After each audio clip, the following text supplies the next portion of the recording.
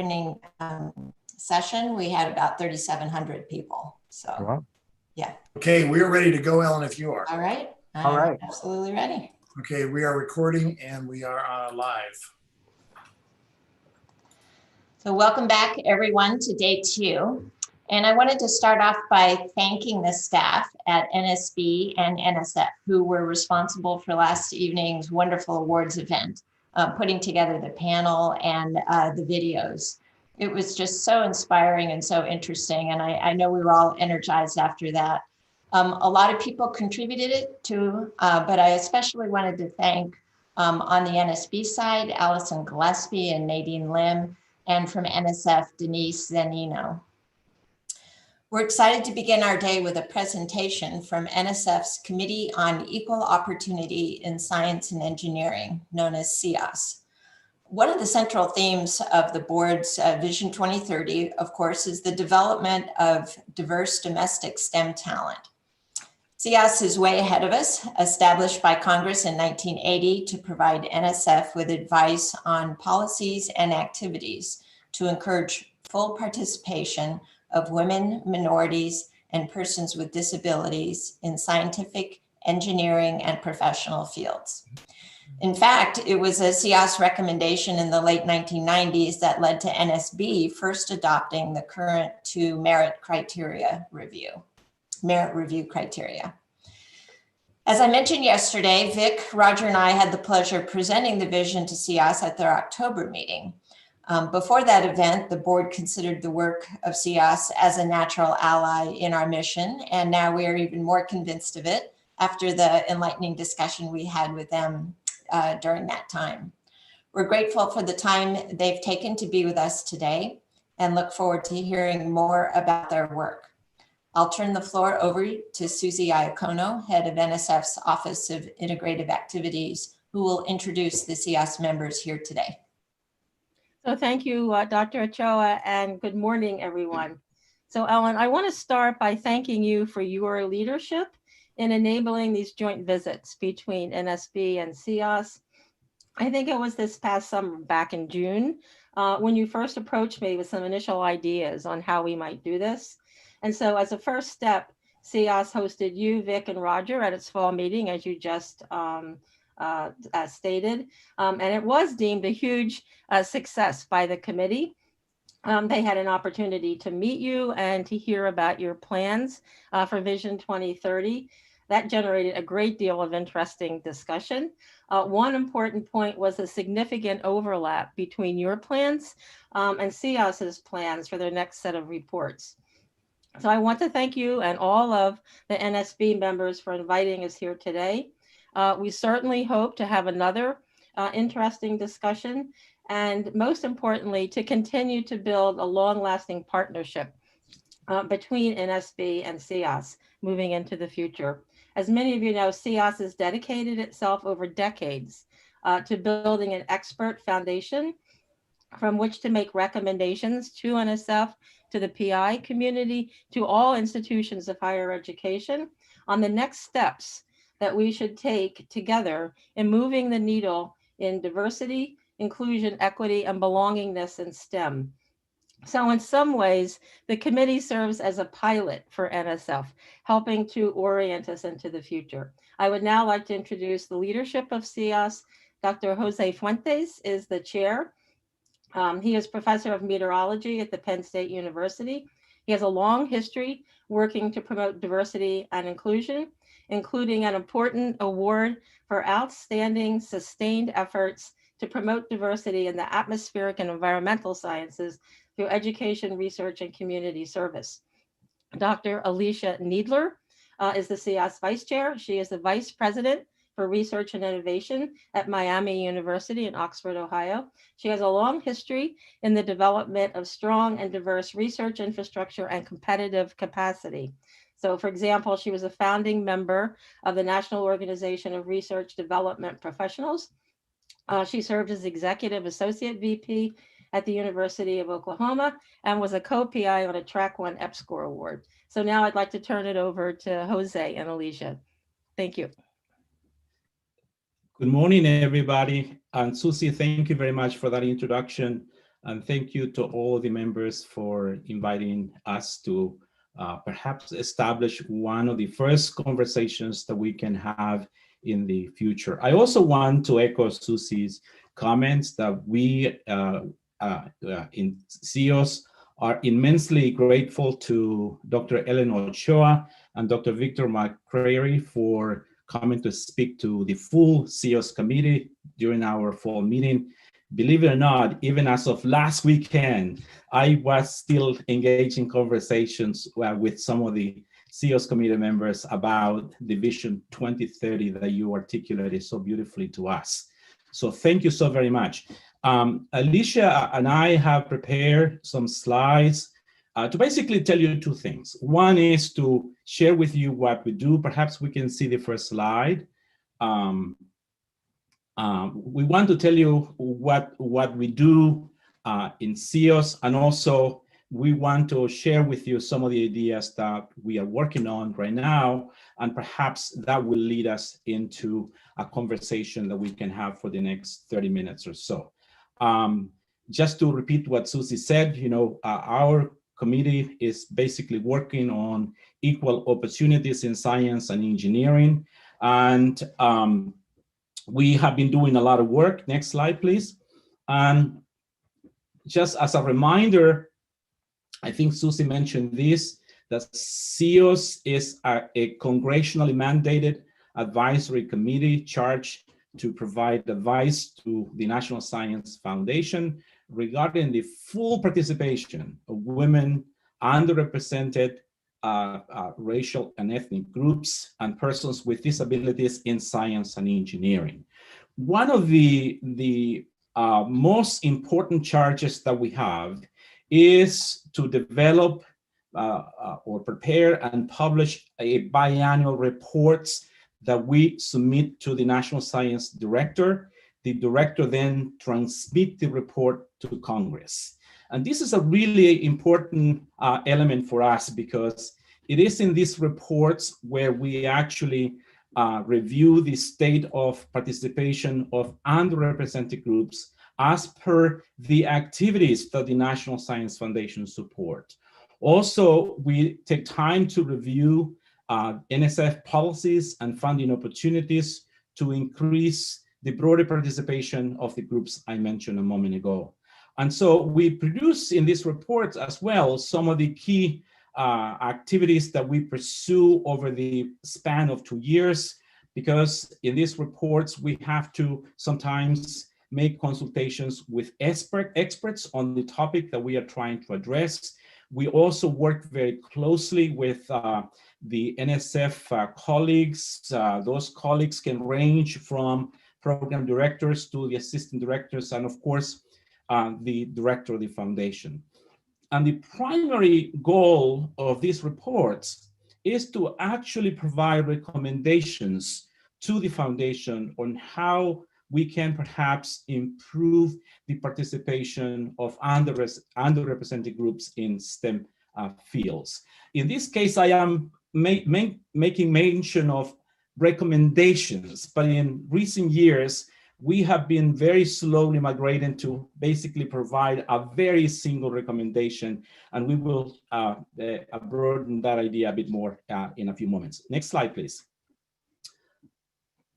So one of the guiding principles for us to do our work is that we know that an inclusive STEM workforce is needed to maintain the nation's leadership in the scientific enterprise. That is fundamental to the work that we do.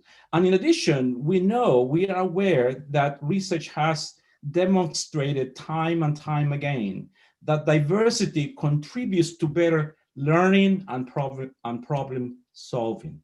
Diversity fuels innovation, and also diversity fosters more creative solutions to whatever problems we want to tackle. And so we are always trying to seek new opportunities then that must be provided to those groups so that the nation can increase its diversity, so that we can actually solve very complex and real problems that we face And I need to probably tell you that this year has really highlighted some of the problems that we have uncovered or experienced that require the full participation of every sector of our society. Next slide. And so the National Science Foundation, as you all are aware, has been, at least the leadership has been very committed to the idea of broadening participation.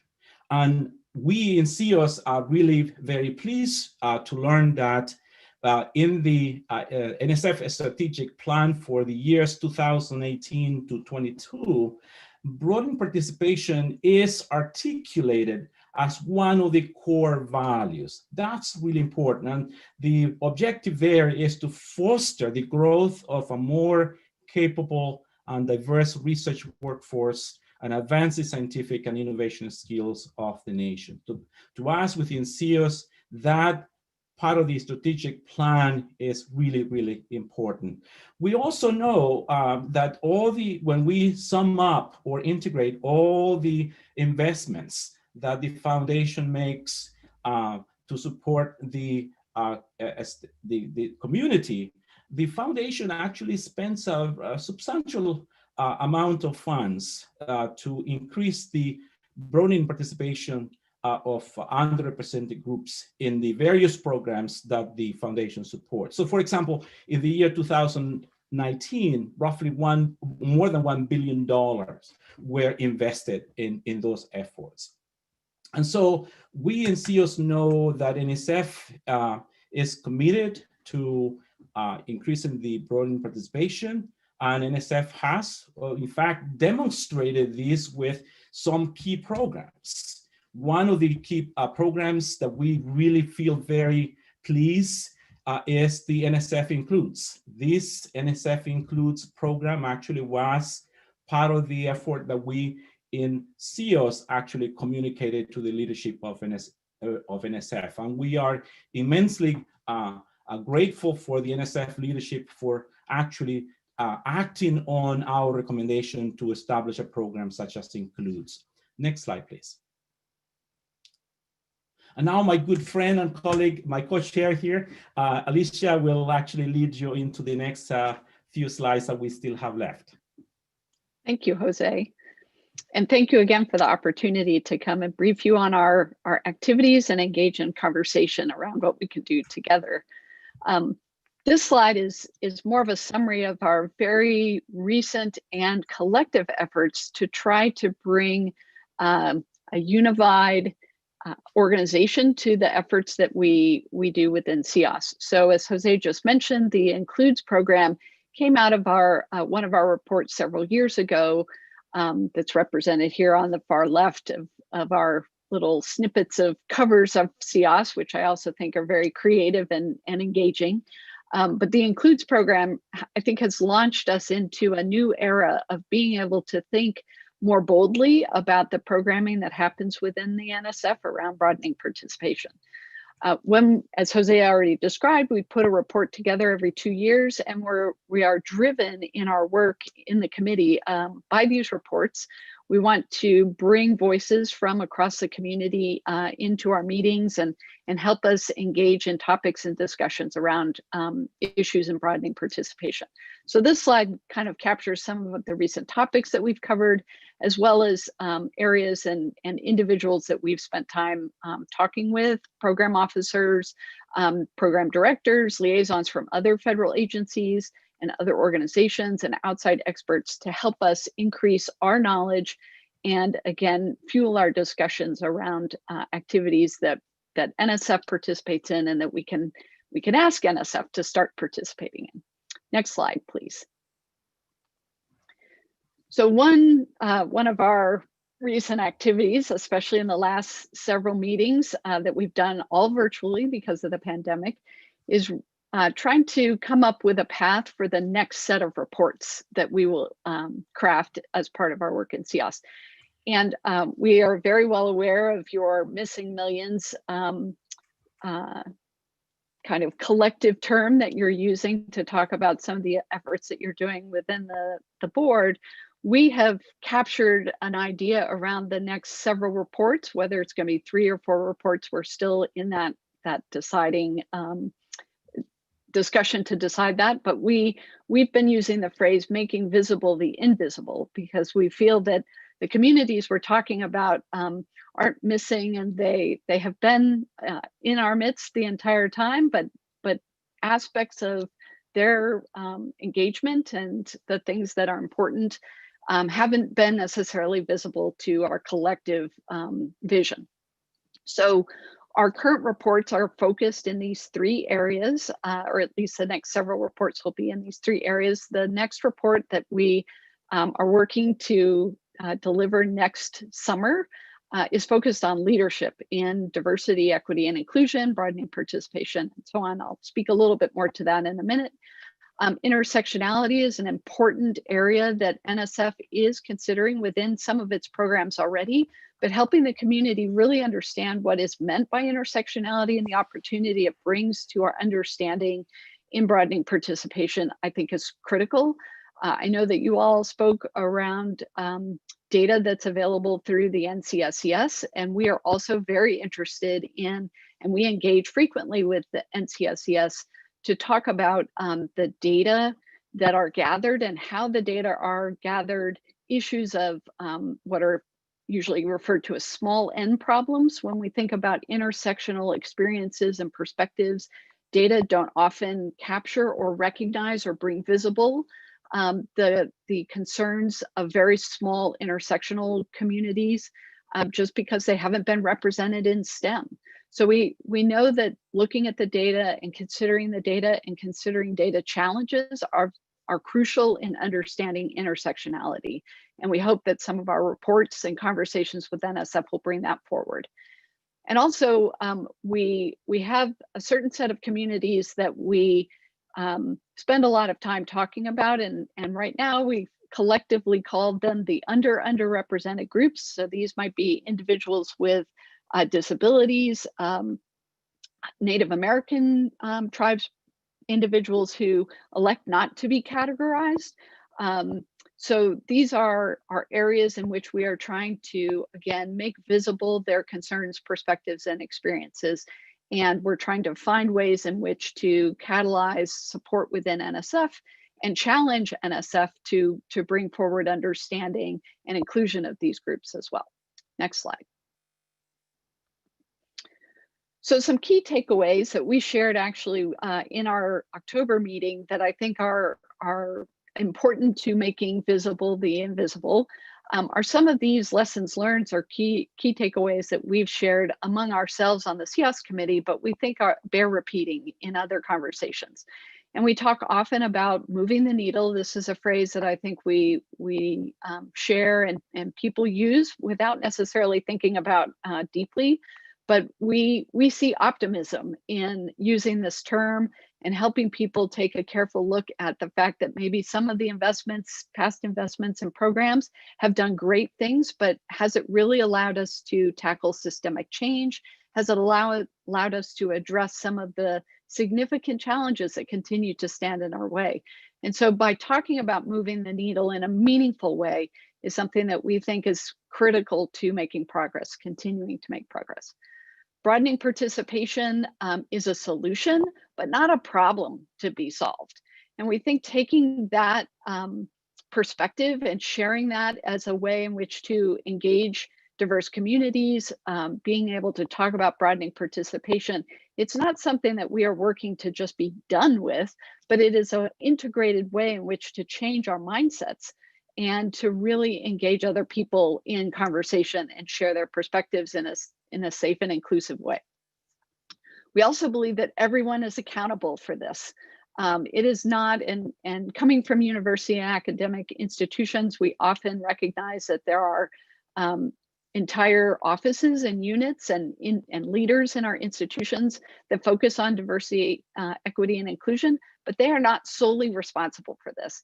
And it's also not up to the underrepresented individuals and communities to make sure this is done. This is a responsibility of everyone.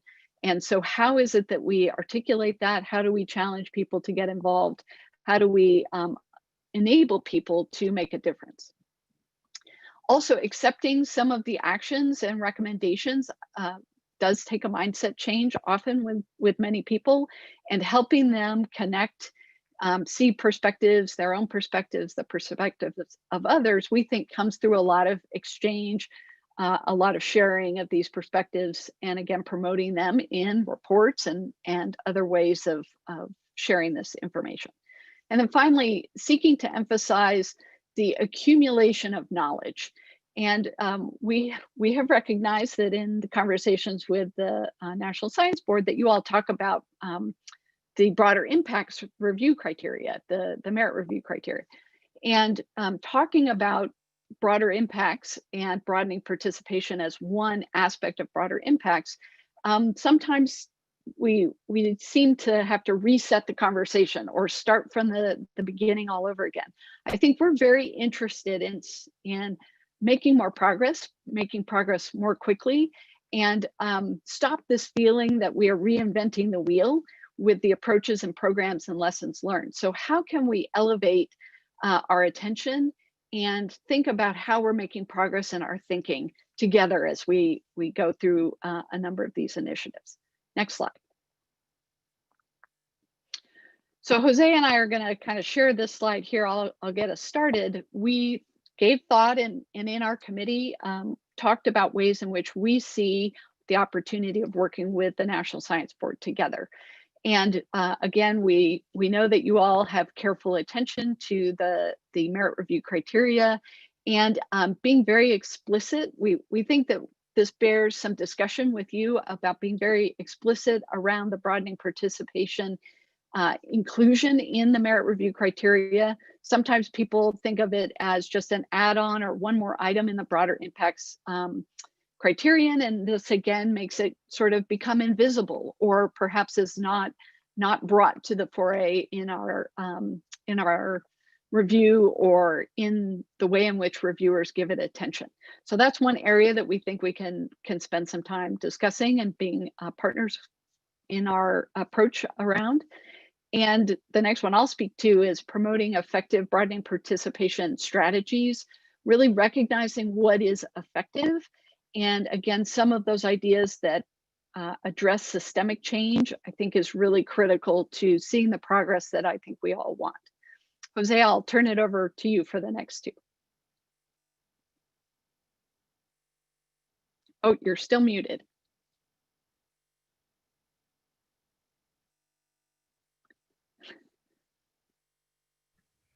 Jose, you're muted. You need to unmute. I apologize. Thank you. Saying that the second last idea of this slide here is very timely, because we are working on this recommendation to suggest as to how we can cultivate opportunities for leadership excellence in the broadening participation. I think this will help us move forward and perhaps get the needle unstuck, as Alicia just told us. But also, more importantly, I think we are at a given time now to advance these systematic changes that we need to attain greater broadening participation in the key STEM fields.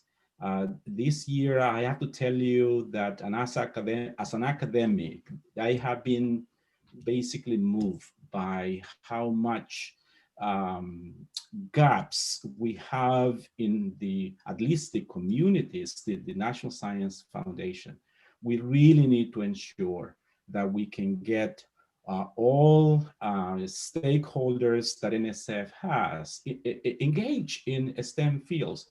As a nation, we cannot afford to leave any group. And Alicia and I and all the CEOSE committee members are here to work with you. We will engage in any way that you would like us to be part of, so that we can really address this issue, because this in the end is going to place the country in a very important trajectory to ensure that we have the best brains or minds that we can find in the country to make progress with science and engineering. And with that, I will invite, Alicia and I would invite any comments or questions you may have.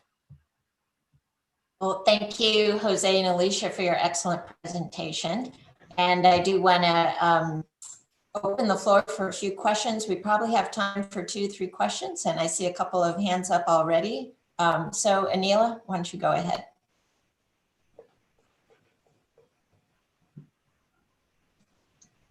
You're muted. Anila, you're Anila? muted. You have to unmute yourself.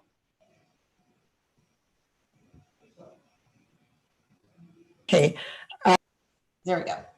Oops. there we are. Still, it flashed off and then on, yeah. There we are. Okay, you can hear me. Good, sorry about that. Anyway, my name is Anila Sargent. I'm chair of the oversight, the Committee on Oversight for NSF. And so, of course, we are the committee that is, looking into the effect of broader impacts. And as I said, when you couldn't hear me, I was tremendously impressed by your presentation. And it's, of course, very timely for my committee. I was just feverishly taking notes and thinking, gosh, I must speak more to these people. So in fact, the idea of partnering is mutually, I think we're mutually enthusiastic about that. So many of the things that you said are relevant to the directions we are thinking of taking in our planning, which we've been discussing at this meeting a little bit. So it's just wonderful to hear from you. And I really would like to partner even more. We do have links to you through some of our NSF staff already, but I think an even closer collaboration would be just wonderful. I'd also like to just mention in passing that I find it, I'd like to, what shall I say? I'd like to encourage even more your statements that it's critical to ensure leadership roles for many of our minorities. And I have one particular example, which it has astonished me, and that's why I mention it. Some years ago, we hired at Caltech a director of admissions. We hired him because he was young, enthusiastic, and one of the best, he was really the best candidate we had. He is also a Native American. However, and since he became director of admissions, we have managed to increase occasionally. We have a very small student body, only about 900 undergraduates, but we've increased by little bits our Native American population of students. What is really impressive to me is that at the same time, our graduate student population of other minorities, including even more women, has actually become stronger and stronger. It's obviously the case that there are people with the correct scientific qualifications to come to. I'm at the California Institute of Technology. There are enough students with qualification, minority students with qualifications to join our student body, and he has somehow attracted, and I think it's the leadership that is really important at this stage to attract more people and make it seem that people like me could actually join the ranks of the scientists we want to have. So thank you very much. Thank you. Steve. I will. Oh, go ahead, Alicia. No, I was going to say, I think we absolutely welcome the conversations around the merit review criteria. This has often been a point of conversation, and we often say, oh, well, we'll need to talk to the National Science Board about that. So I think we are ready to go when you are. Yeah. And let me just note, we may not get to all the questions, so feel free to put something in the chat. So let's go to Steve Willard. My point was to be what Anila just said. I would encourage our colleagues today. There was a public meeting yesterday where we spent about 1 hour and 40 minutes on broader impacts, and I look forward to the conversation. Thank you. Thank you. Very good, Steve. Suresh Garamella. Yeah, thanks. Great presentation. I actually wish we had a little more time, but so one particular idea you had was to work with us to change the merit criteria or include broadening participation. Maybe this is too much in the weeds, but I would distinguish how we ask for it for center level activities, large sort of multi-investigator efforts versus single PI efforts. Because sometimes single PIs, depending on what institution they're at, can be more challenged to meet that particular requirement. I know there are many ways to define it, but we should be a little careful not to hurt the very investigators we're trying to help. So if we go down that path, I have some more thoughts on that.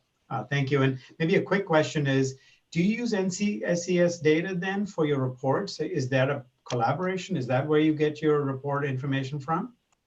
Yes. We absolutely do. Yes. Yeah. But can I please make a comment about making sure, you know, that we are careful as to who we ask to engage in these ideas that we are sharing with you about program impacts. The problem so far has been that, at least in I will speak about my community. I think in my community, which is geosciences, you know, we often think that individual investigators need to add something about program impacts as an add-on to their proposals. And what Alicia and I are saying to you here today is no, it does not matter how small or how big the NSF proposal is. We need to encourage all the principal investigators supported by NSF to take the broadening participation aspects of the work they do seriously. And that must be integrated. I can give you countless examples. And if you also can read our latest CEOSE reports, we provide exemplars of activities that NSF-funded investigators have done. It doesn't matter how small or big the proposals are, they are making progress. And what we are saying is that we have to be more broad, we have to be more universal. So that's the message that I would like to share with you about that idea of being careful as to how we can coach these recommendations. Thank you. And we'll take one last question. Maureen.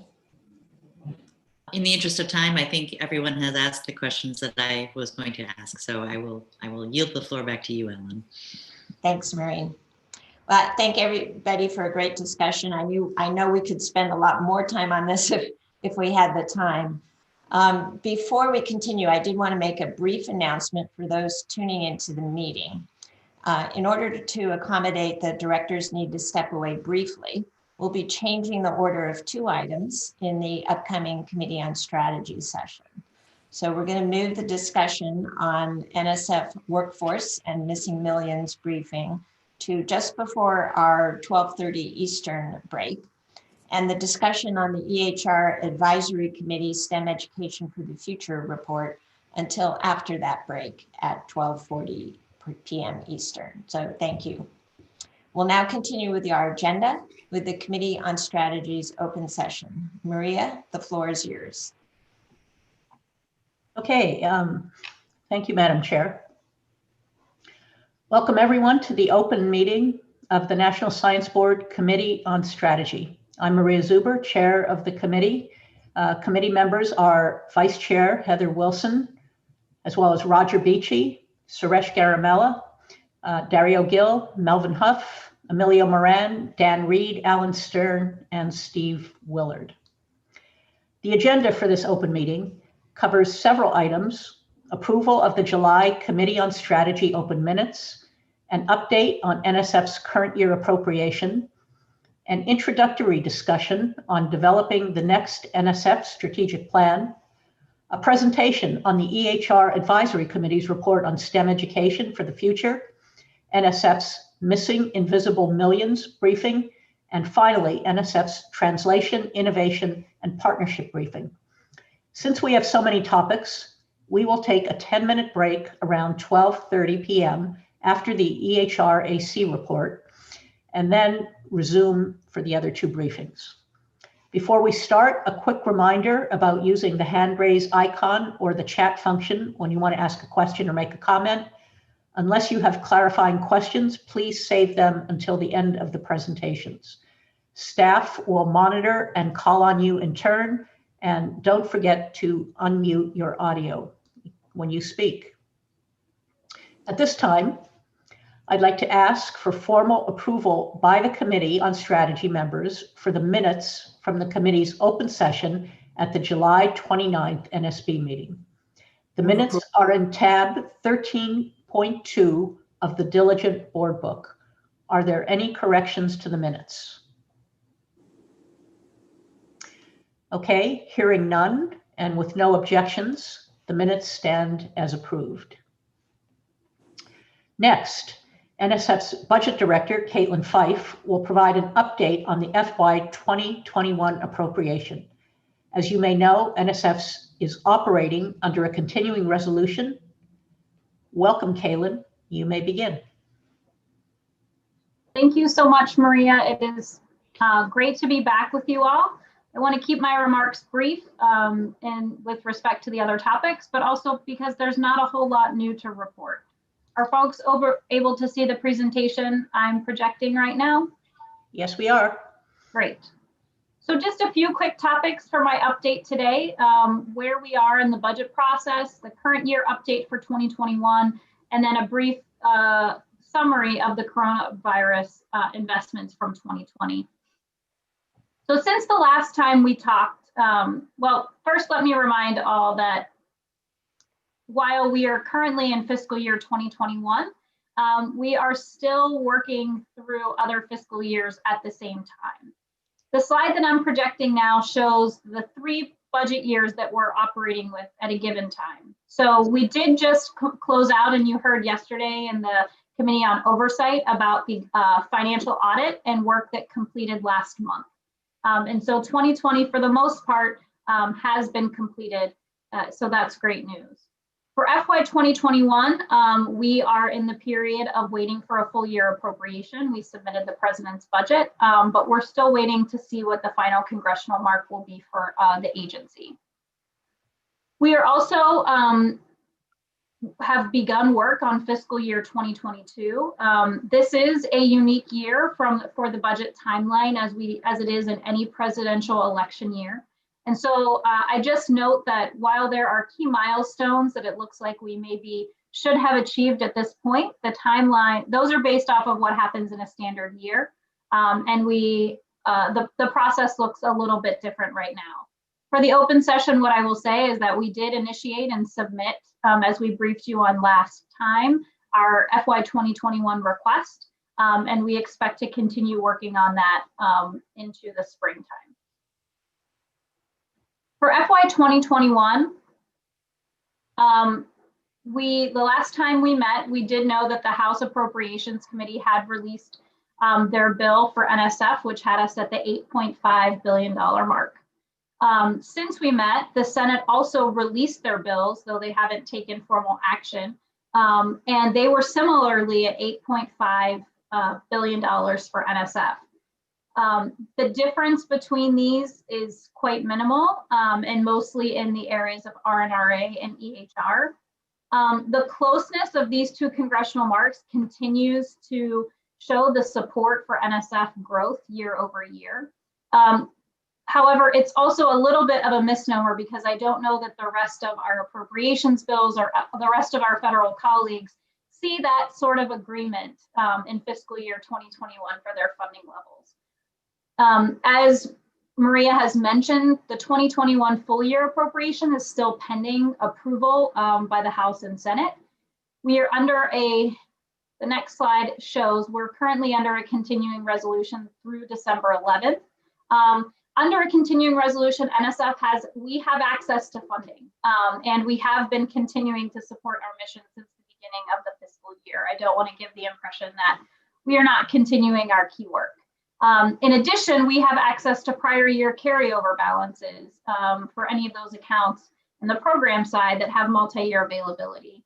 And we have access to those during this period as well. As folks who are following the news know that we are anticipating additional continuing resolutions to get us, I think the one that's being considered now is through December 18th, but there has not been at least the full year appropriation and the hopes of getting one before the end of this Congress has not been totally abandoned. So we remain hopeful that that $8.5 billion for NSF becomes a reality sooner than later.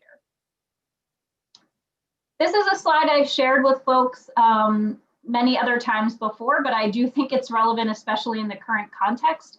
This shows a history of the last 30 years and how long an agency has been under a continuing resolution. You can see that for 2021, we are at 70 days. I think that's of the 11th. We haven't updated this yet for December 18th. But in recent years, this is not uncommon. NSF has unfortunately become pretty adept at managing a first quarter continuing resolution. And we're in constant contact with the Hill about the impacts of what those are on the agency.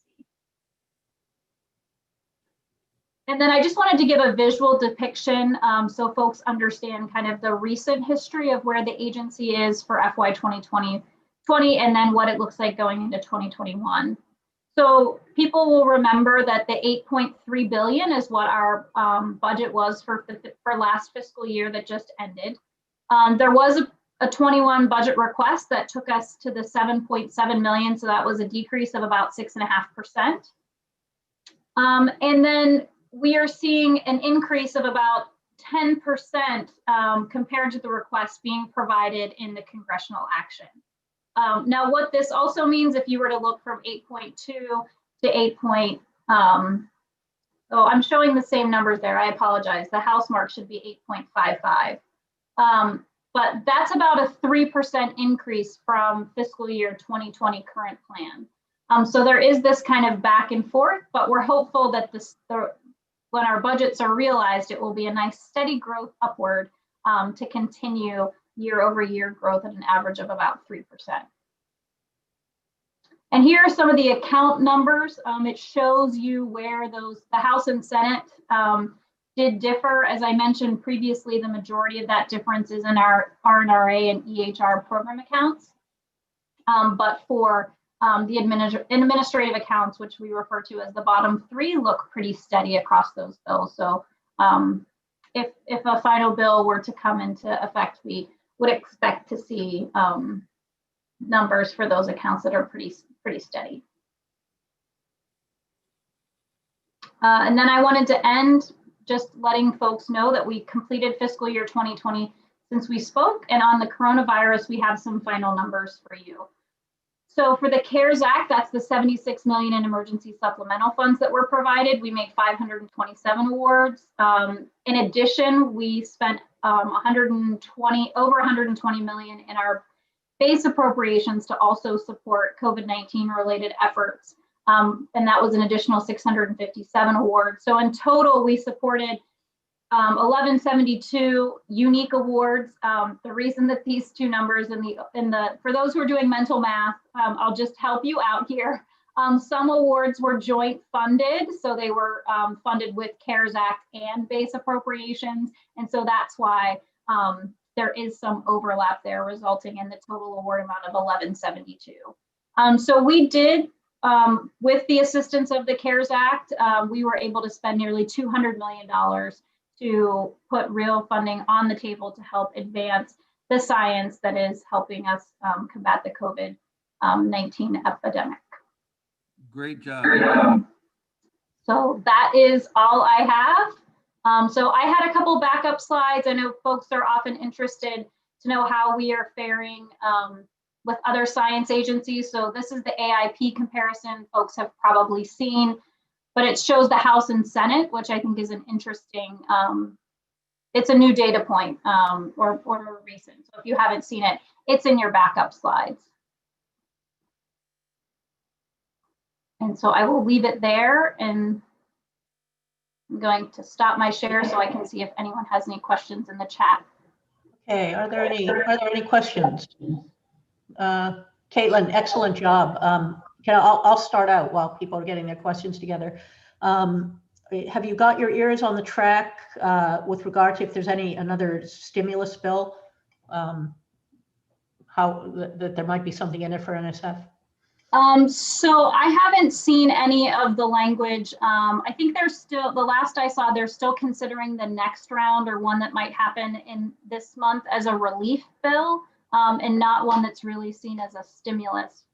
So when thinking of the relief, that's more of the direct payments to businesses, individuals, state and local governments, things like that, things of that sort. So I haven't seen anything for NSF, though there have been draft bills that this Congress has circulated that did include additional resources for NSF. So there's always the possibility that it could be added because the language is out there and could be put on anything that moves, quite honestly. Okay, great, thank you. Are there any other questions? Steve Willard. Yes, I just wanted to congratulate you and the team for an incredibly dynamic response to the COVID-19 mandates. There was no time, everything was spinning around, and your slide shows an incredible effort with demonstrated results from you and the team. So congratulations. Thank you. One thing that definitely helps me sleep better at night is some of those relief packages we see include the rescission of unobligated CARES Act balances.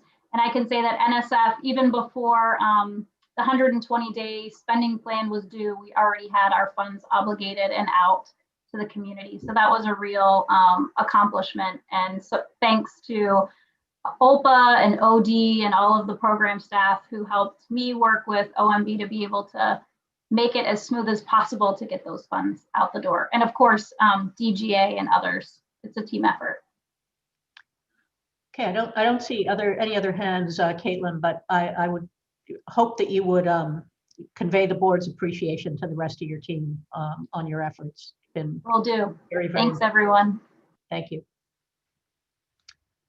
Okay, so we're going to move on, and so for our next topic, we're going to hear from NSF CFO Teresa Grankowitz, and who is section head of integrative activities in the Office of Integrative Activities, Steve Meacham, and they're coordinating the development of NSF's 2022 to 2026 strategic plan.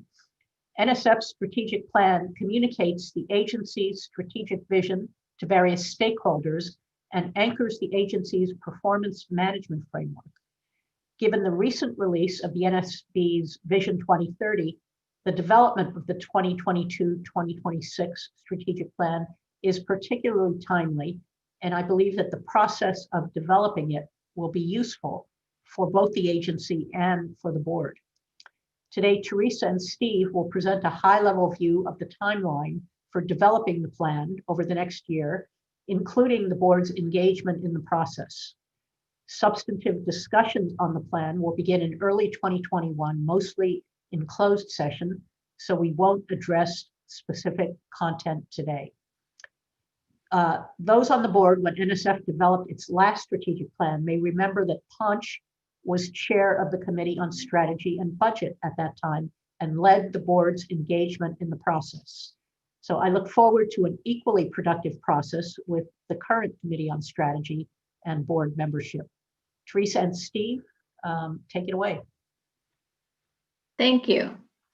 And thank you for this opportunity to brief you on the process for developing NSF's strategic plan.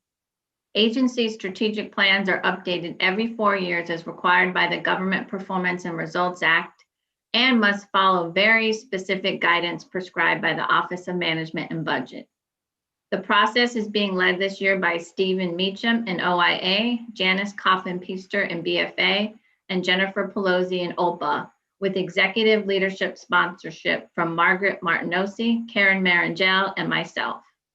The deputy assistant directors and the deputy office heads constitute the internal writing team. Several of these team members have previous experience in supporting strategic planning cycles at NSF and other agencies. Steve will now give you a high-level view of the process and timeline, describe some factors that shape the process, and identify the main stakeholders involved. Steve. Thank you, Teresa. I just wanted to acknowledge my co-coordinators, Janice and Jennifer. You will be hearing more from them, I imagine, in future briefings.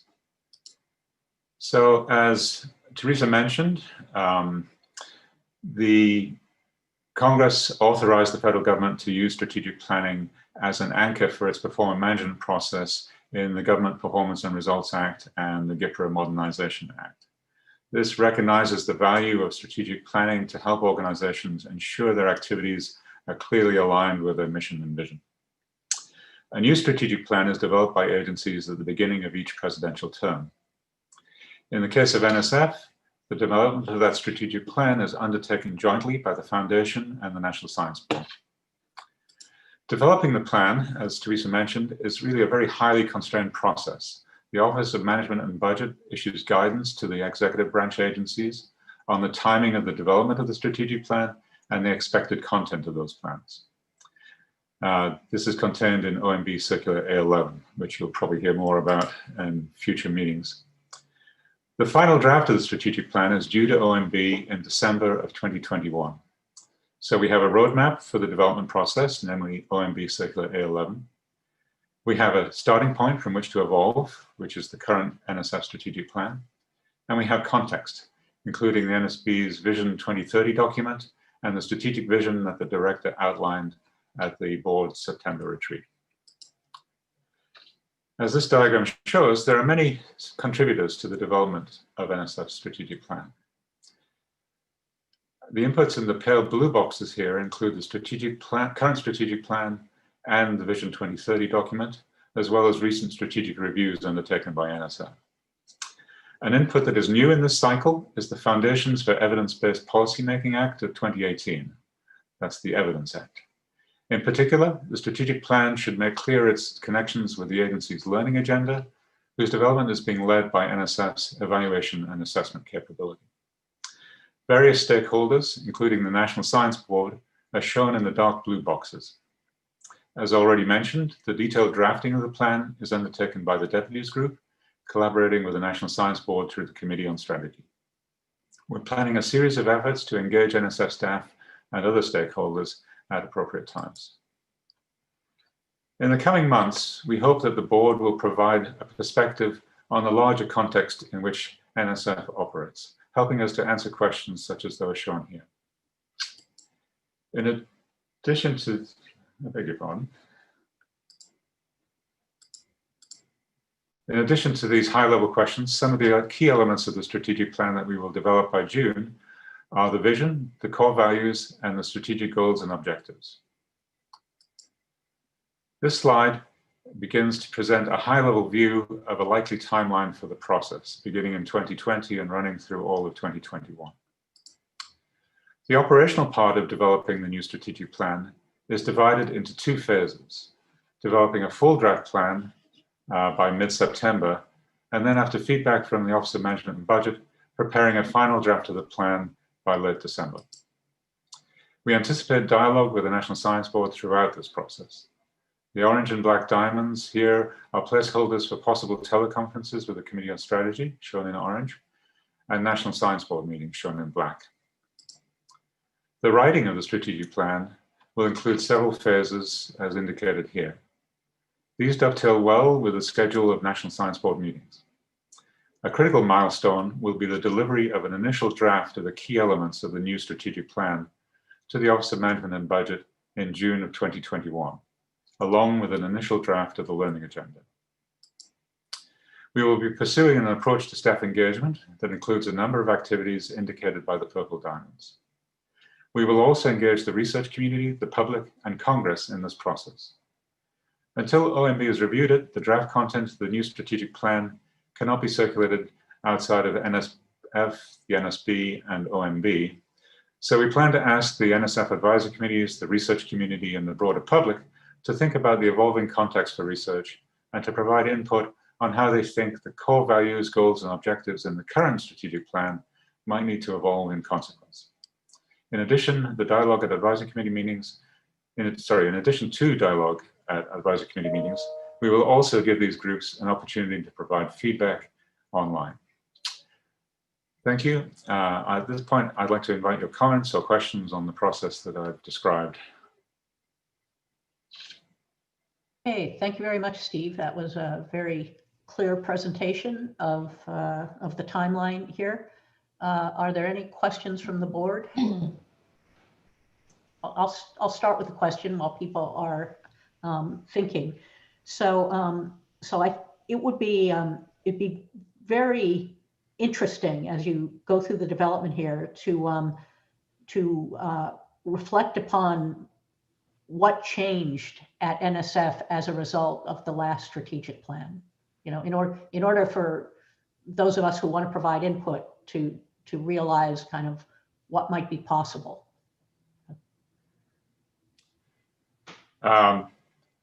Thank you. That's a topic that would be very good to pick up, I think, in the next telecom with the Committee on Strategy. If you think about the strategic plan, what it really does is try NSF's mission to advance the progress of science and to achieve a number of societal impacts, such as improving the health and welfare of the nation and securing the national defense, are things that we have been focusing on since the foundation of NSF. What changes in the strategic plan from one strategic plan to another, I think, is the context in which the research community is pursuing its science objectives, in which NSF is pursuing its mission. And so the evolution of the strategic plan tends to be one where we continually realign the goals and objectives with that evolving context. So it's not so much that the strategic plan identifies, it's not, for example, a blueprint of a research agenda that NSF will follow. It's really highlighting very high-level goals and indicating some of the core strategies that we propose to follow over the coming years. So, for example, the last strategic plan identified the emergence of things like convergence and the need to develop new approaches that would recognize and support high-risk research. And you've seen subsequently, I think, the type of NSF activities that have tried to pursue that. So that's exactly the kind of thing I'm looking for. Thank you. Now we have 4 people with questions, so I hope you can all be efficient in asking them. Ellen, you're next. Yeah, so this is really a comment, and having been in a federal agency for 30 years, I know that OMB puts out guidance that you have to be following and considering. But I don't think that prevents the strategic plan from really being the plan that NSF wants to follow, and making it a useful document for NSF and NSB and something that holds you accountable. And when we were developing the vision, we were very conscious of the fact that it would be available as you started to move into the strategic plan phase. And also that NSF would be getting a new director. And of course, Ponch has used the vision as he's developed what he really wants to focus on. So just going forward, we know that we're very hopeful, and you talked about it, about using those as you develop the content. So thank you. Great. Let's see, let's move on to Artie. Steve, you said that the full draft could only be shared with OMB and the board. I noticed OSTP was not included in that list. Is it the case that you cannot share the full draft with OSTP? Actually, we can share it with OSTP. It's a government-only document until until it's been through the full internal government review process, but we can share it with OSTP, yes. I thank you, Ellen. Thank you, Dr. Ochoa, for the comment that you made. I think it's really important to recognize that in some ways we're in a much better position beginning this strategic plan than we were in the last cycle, in part because we do have the work, the extensive work that the board has put into developing Vision 2030. And we've already begun thinking about how best to incorporate that by doing essentially a side-by-side between Vision 2030 and the key elements of the current strategic plan to identify what are some of the new things there. And one of the things that has struck us is the emphasis in Vision 2030 on the important role of foreign talent for the health of US science. So we're very much looking to be informed by Vision 2030. And as you heard already in this meeting, the director has a great new vision for NSF, and the plan will be reflecting that as well. I just wanted to add, excellent. Those are two things that I wanted to say. The framings of 2030 and the vision of NSF will be a big part of how we shape this, Ellen. You're absolutely correct. And then more importantly, I'm going to say that we are going to use this even more strategically into the future. The strategic planning exercise and the outcome will be used also more strategically as we're engaging with external audiences. So I just want to underscore that too. Okay, thank you. Very quickly, Vic. Thank you, Maria. Steve, great presentation. Teresa, great presentation. I just want to comment that along the milestones that I see that you have there, and because Panch has taken such great leadership and emphasis on partnership between the strategic plan and the vision that we're developing and working hand in hand, I would just ask you to make sure that we can crosswalk between the things that are elements that you're developing in the strategic plan and the items that we are looking at in terms of the vision. And that's working with the vision implementation working group as we come out with certain directions, certain goals, to make sure we're having that conversation even before we have the milestones where we have our NSB meetings and committee meetings, doing these things offline, because it's important that we crosswalk before. And I like what you said at the end, like one of our big issues that we're looking at is developing STEM talent for America. Not only international talent, but equally as well, diverse domestic STEM talent. And so seeing those things crosswalk in the strategic plan, as well as they're crosswalking with the vision, I would ask you to do that, and looking forward to working with you on that. Thank you. We'll be happy to do that. Okay. All right. Now, tragically, we are out of time for this action item, but this is, I want to emphasize here that this is the beginning of a process, and that the board is going to have many more opportunities to engage on the strategic plan. And Steve, it should be obvious to you and Teresa and everyone else that there's quite a lot of interest from the board in interacting with you and providing input on this. So thank you very much. Thank you. Okay, let's see. Are we breaking now, or? No, we're just switching into the missing millions. Yes. We're gonna do the missing millions. Okay. All right. Great. Okay. All right. Over the past couple of months, Panch has asked the assistant directors to hold a series of mini retreats on various priority areas, all of which are closely related to the Vision 2030 roadmap goals, and then to brief small groups of board members and get feedback.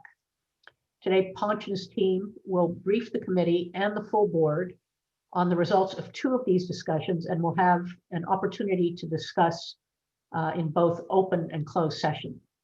So at this time, Panch and Karen Maragel will brief us on one of the priority areas, missing invisible millions. Panch and Karen, you may begin.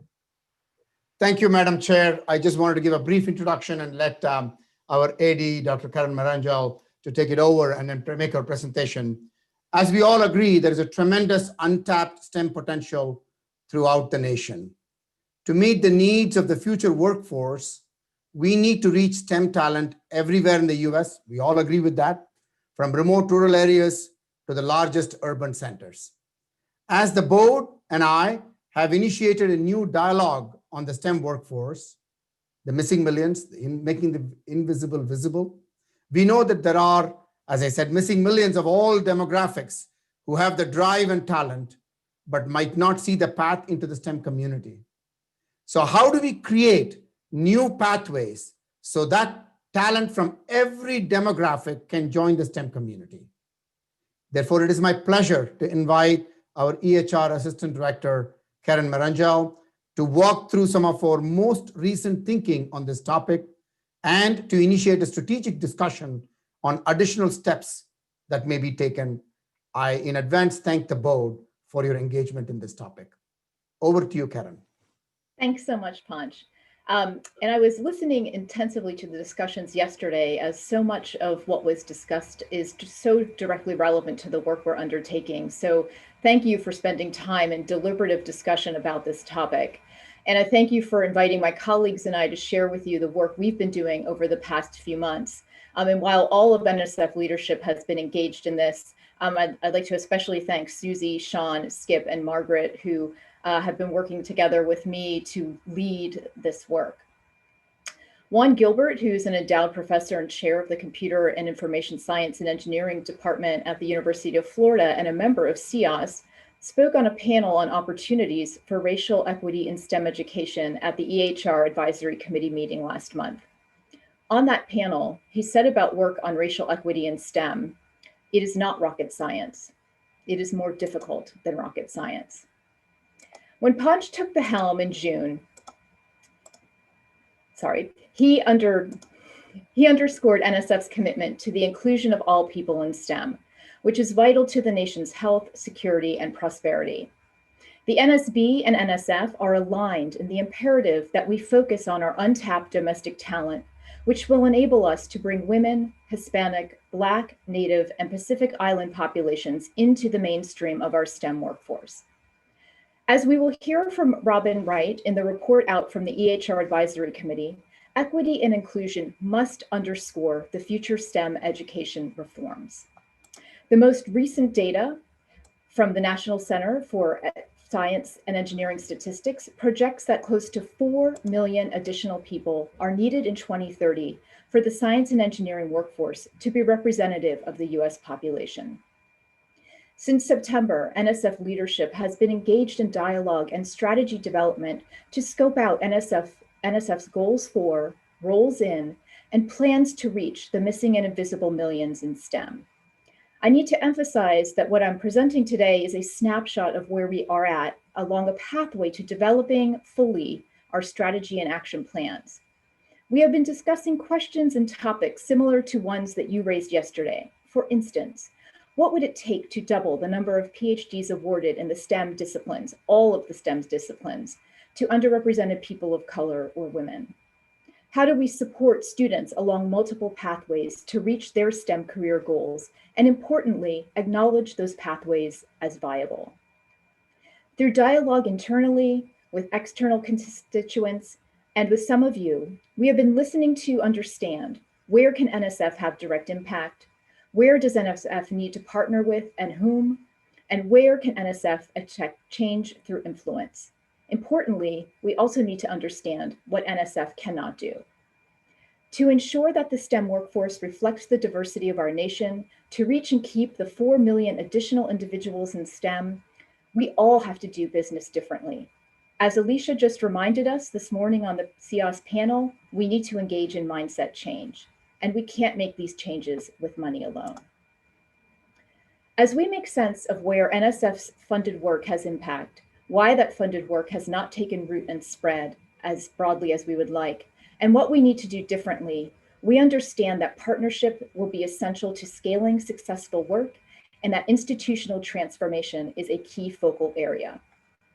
To put it plainly, the funding and influence that NSF brings needs to be matched by the willingness of institutions to transform and change. And I won't talk about the rate of change, even though I love doing that. It needs to be a function with a very steep slope. We have been thinking carefully about how NSF can hold institutions accountable for making the changes that are necessary to turn things around. We have many possible levers, and we are figuring out how to use them and at the appropriate moments. As we're building our strategy and plans, we started with what makes NSF unique. NSF covers the entire pathway from birth through workforce, and so we can influence pathways at multiple and different points. Importantly, because NSF funding spans the age ranges, we can have influence on the important and perilous transition points, some of which were discussed yesterday.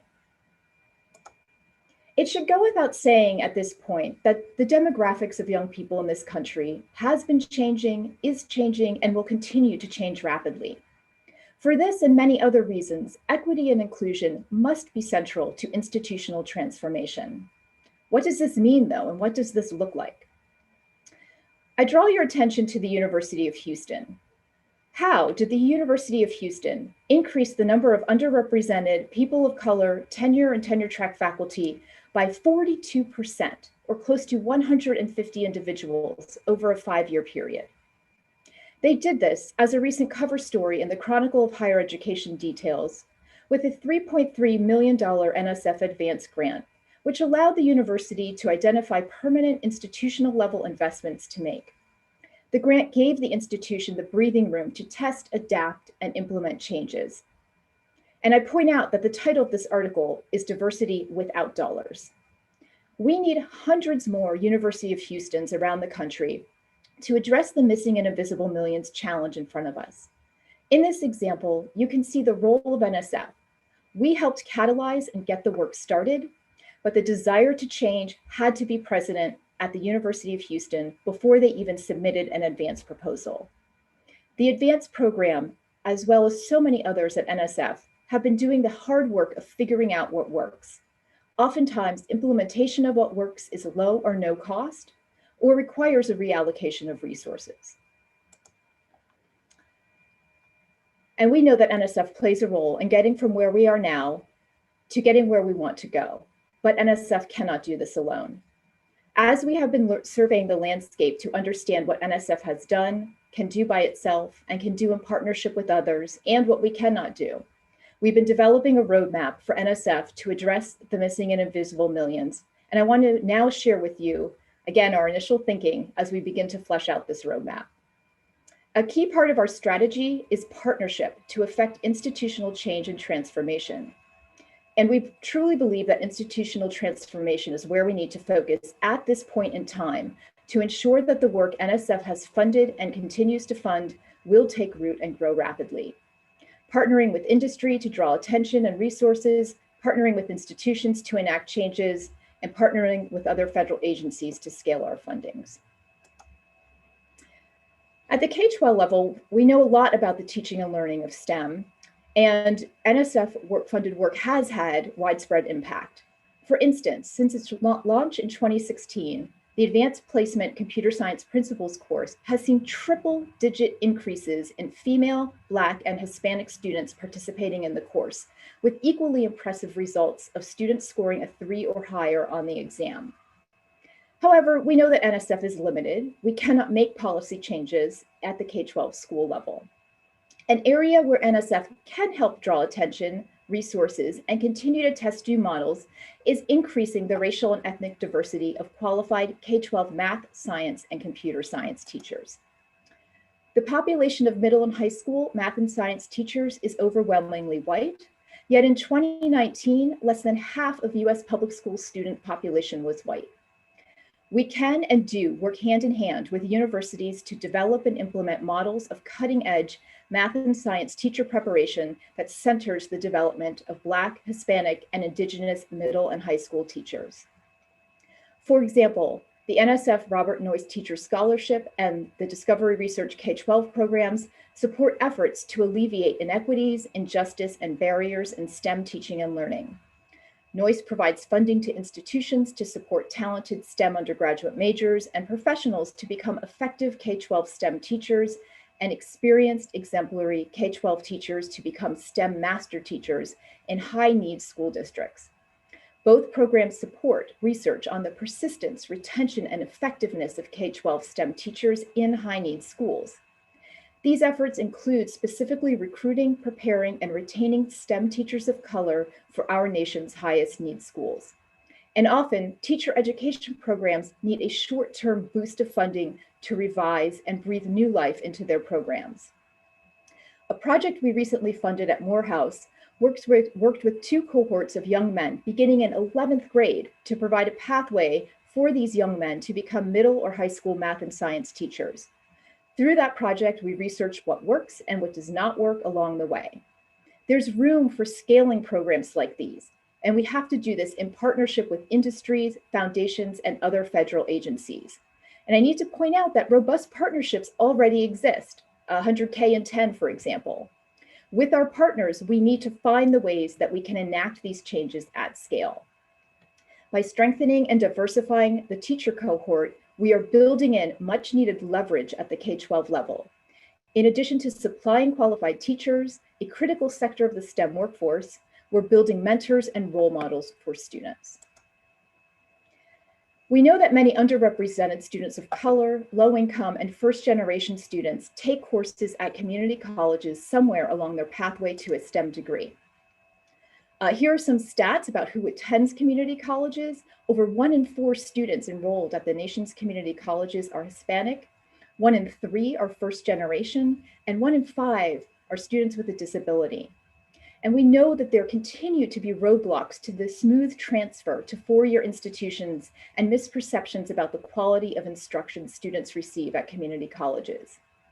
Again, we cannot change state-level legislation or even university policies governing transfer credits. However, we can, for instance, work in partnership with industries who value community college education as an important pathway to diversifying the STEM workforce. We are already engaged in conversations with partners in the automotive industry like Ford and are looking at ways to draw attention to the research that can be undertaken to understand educational outcomes and innovations in STEM course taking at community colleges and subsequent transfer to four-year institutions.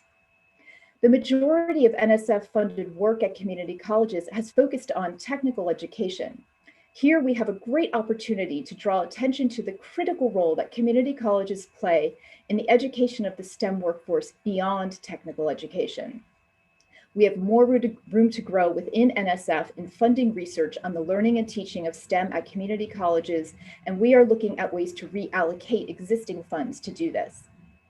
We also recognize the important role that research partnerships between four-year institutions and community college can play in supporting students, and we are looking at ways to grow and expand such partnerships. When students enter four-year institutions, either from community colleges, high schools, military service, or from the workforce, they enter an environment that is unfamiliar, often difficult to navigate, and too often, as Vic and I have discussed, an environment in which they receive messages that they don't belong, especially when those students are underrepresented people of color. We lose many qualified STEM students in the transition to undergraduate programs. Suresh and Heather recently wrote about this issue in an op-ed in USA Today. I hope you've seen it, and if not, you should check it out.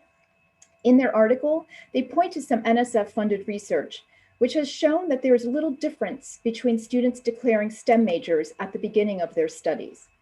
Using a nationally representative data set, our researchers found about 20% of white, Black, and Latinx students entered college declared as a STEM major. However, the Black and Latinx students left their STEM majors at far higher rates than the white students. About 37% of the Latinx and 40% of the Black students switched majors versus 29% of the white students. And 20% of Latinx and 26% of Black STEM majors left their institutions without earning a degree, the research showed. Only 13% of white STEM majors left their institutions. We know some of the reasons why this is happening: poor quality of STEM teaching, difficult transitions to college, competitive and unsupportive STEM cultures, and low grades in the early years that trip students up as they try to meet their goals to graduation. These are exactly the things that institutions need to be serious about changing: increasing the quality of STEM teaching for all students, understanding and implementing what it takes to keep students from failing, providing the curricular, co-curricular, and other supports to keep students engaged in STEM. As my colleague Robin will tell you after the break, we just funded 2 exciting new HBCU centers that will generate more knowledge about why HBCUs are so successful in supporting Black students in STEM, and we will seek ways to adapt those findings to predominantly white institutions so that they can support Black students on their campuses. Not only do we know what needs to change, but we know how to make the changes. And we will need to partner with universities in different ways in doing this, so that not only, as Robin will describe, our classrooms can look different, but the experience for underrepresented students of color on our campus is different. And finally, what we know about graduate students is that we have some great data from NCSES, which shows trends in underrepresented people of color, women, and persons with disabilities PhD attainment. But what we don't know, and Jerry and I have talked about this, is data on admissions, attrition, retention, and completion in STEM graduate programs. We need transparent data on these things, on admission, retention, graduation, like we have for our undergraduate programs, even though that data is imperfect. What needs to be done here is to make visible the landscape of graduate STEM education and understand who is succeeding in graduating, especially underrepresented people of color, women, and persons with disabilities in STEM graduate degree programs, and what of those practices can be scaled. NSF cannot do this alone. We need to partner with groups like the Council of Graduate Schools, professional organizations, including and especially professional organizations that serve people of color, and of course, we need to partner with universities. We are thinking carefully about the policy levers at our disposal to encourage the public presentation of disaggregated student success data at the graduate level by discipline. For instance, we could require reporting of data so that institutions own their successes. Ultimately, it is their job to support students through programs, including providing the environmental supports necessary for success. Our vision is that every university would have a webpage listing each graduate program with disaggregated admissions, retention, attrition, and completion data. And we have funded some projects to get this work off the ground in the past. We funded the doctoral initiative on minority attrition and completion in 2015. And this was a study conducted by the Council of Graduate Schools, which examined patterns of completion and attrition among underrepresented people of color in STEM doctoral programs across 21 institutions in the United States. The project assembled the largest data set, still to date, of its kind to estimate the percentage of underrepresented people of color students in STEM fields who completed or withdrew from their program and the time it took them to complete their doctoral degree. Other policy levers might include requiring graduate mentoring plans as recommended by the National Academy's report on 21st century graduate STEM education, and much as we make this requirement for postdoctoral scholars on NSF grants. We are and we need to continue to be open to what the right solutions will be. And this, as with any undertaking of any changes, we need to work through the details of how we would carry out these ideas. While we can get some of this work started within our current budget, we will need additional resources to achieve the national impact that we envision. And simultaneously, and because graduate education is such a sweet spot for NSF to have impact, we have also been developing bold ideas to affect changes in the graduate STEM education writ large. I hope that what I've shared with you today provides some insight into what we've been thinking and doing in this important area of reaching the missing and invisible millions in STEM. There are so many more ideas we have and things that we're considering, from the benefits of learning from industries focus on supporting people of color in their work environments to building on the AAAS Sea Change Initiative, which we did provide initial funding for, and well beyond. We have a lot of ideas about what to do. As we continue to develop our strategy, we are leading with ideas worthy of investment. We're not curtailing our thinking about ideas because of budget, and we are pressing forward with bold and creative ideas, looking at how we can influence and align with new administration priorities and how we can align with our partners to get them on board. We know that we will need to reallocate our existing resources to reach our goals, and we know that some efforts will require new resources. Further, we know that we need to develop metrics to measure the progress we're making. We are engaged with other federal agencies through COSTEM and some of the metric setting work. We can draw upon what we funded through NSF Includes and other programs that have developed such metrics.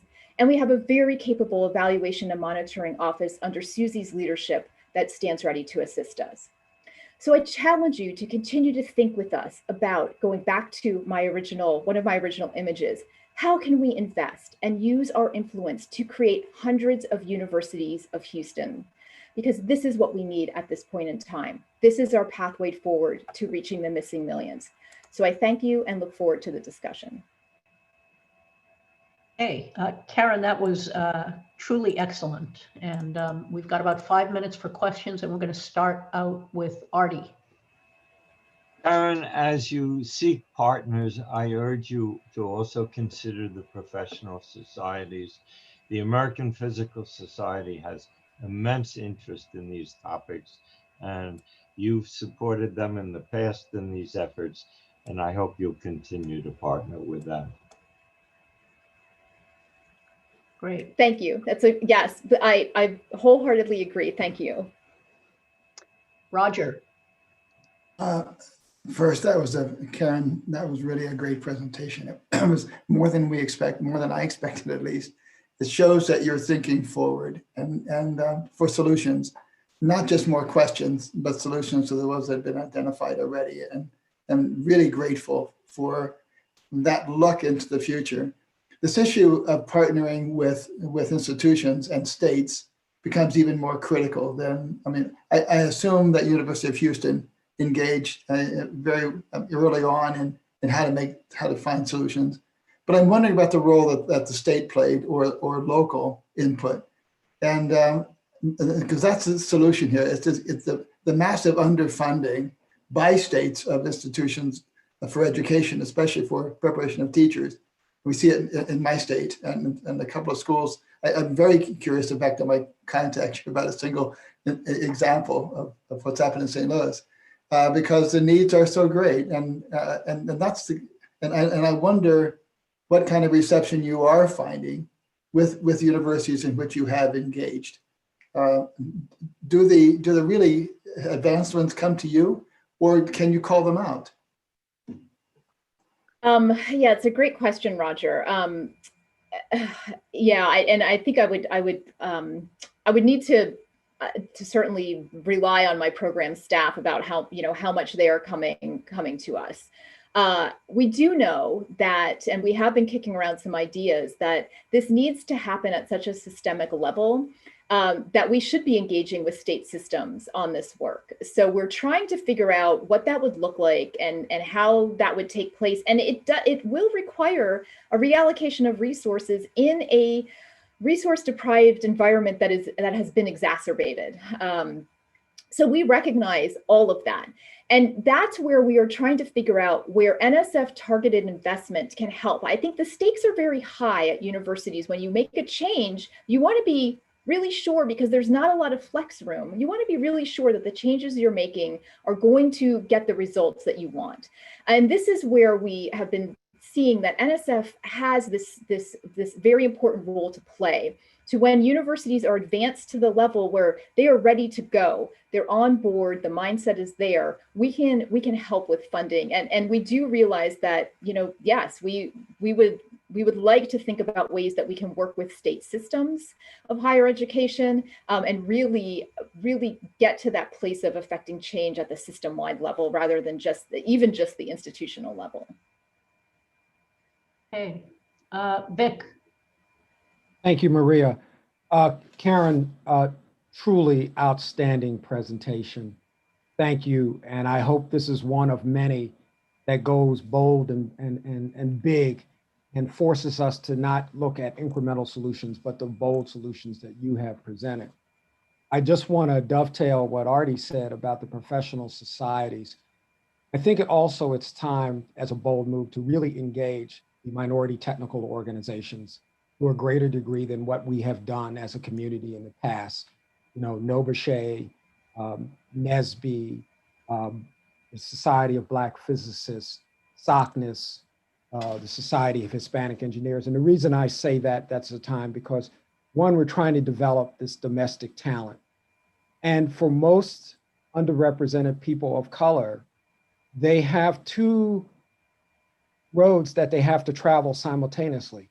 That's their professional role. So I'm a fellow of the American Chemical Society, but I'm also a member of the National Organization for the Professional Advancement of Black Chemists and Chemical Engineers, because I have both a spiritual and ethical obligation to bring more people like me along and be able to share my wisdom and also help those students coming along as part of the overall American dream of a multi-ethnic, multiracial democracy. And so while we have spent a lot of time over the years as organizations with the majority technical organizations, we also need to bring minority technical organizations as partners, because in some sense, they are going to help us with the missing millions. If you remember last night, Dr. Pettigrew's presentation, he said he looked at his mom and dad. And when you see people who look like you who are aspiring, then you say, I see a woman, I see a person of color. Yes, the game is not rigged. I can have a chance and mentorship. So I just put that on your plate. And again, thank you for a really, truly remarkable presentation. Thank you, Vic. Okay. Unfortunately, we're out of time and we only have 10 minutes for our break. So, so obviously there is going to be plenty more discussion on this topic. So, so we're going to take our break now, and the coffee breakout room is available for the board members who want to use it.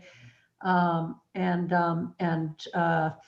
be late getting back, because we're going to be talking about the STEM Education of the Future report. I know everybody wants to hear about that. So see you all in 10 minutes.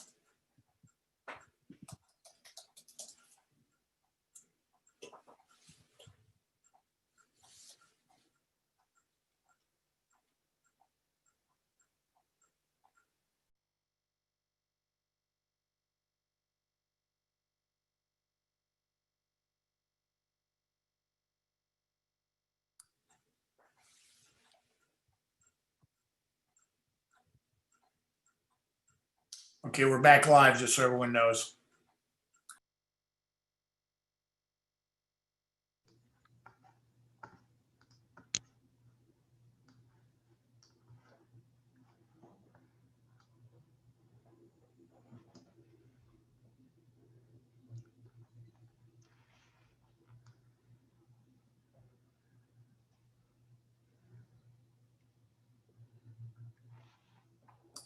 Okay, Maria, we're live and recording. You start whenever you want. Okay, all right, thank you.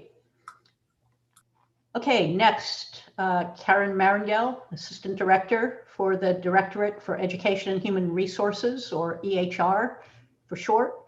Robin Wright, Director of Undergraduate Education Division, and Alexandra Medina Borja, Program Director for the Division of Undergraduate Education, will present on the EHR Advisory Committee's report on STEM Education for the Future. The report, which was just released and can be found in tab 13.5 of the board book, aligns quite well with Vision 2030. Karen, Robin, and Alexandra, take it away. Thanks so much, Maria. And I'm going to turn it right over to my incredible colleagues, Robin Wright and Alex Medina Borja. Robin is the Division Director for the Division of Undergraduate Education and a biologist and biology education researcher. And Alex is a computer scientist, a computer science educator. Alex served as the executive secretary to this subcommittee of the EHR Advisory Committee. And Robin was the leadership liaison. And the two of them have done an incredible job stewarding this work over many years to produce a result that is quite something. So I'm going to turn it over to Robin to tell you a little bit more about this. Thank you so much, Karen, for the introduction, and thank you for the opportunity to describe this visioning report. I think you'll see that as we've hinted, what we're going to share today connects to many of the topics the NSB has explored yesterday and today, including the CEOSE briefing and the briefing that Karen gave you.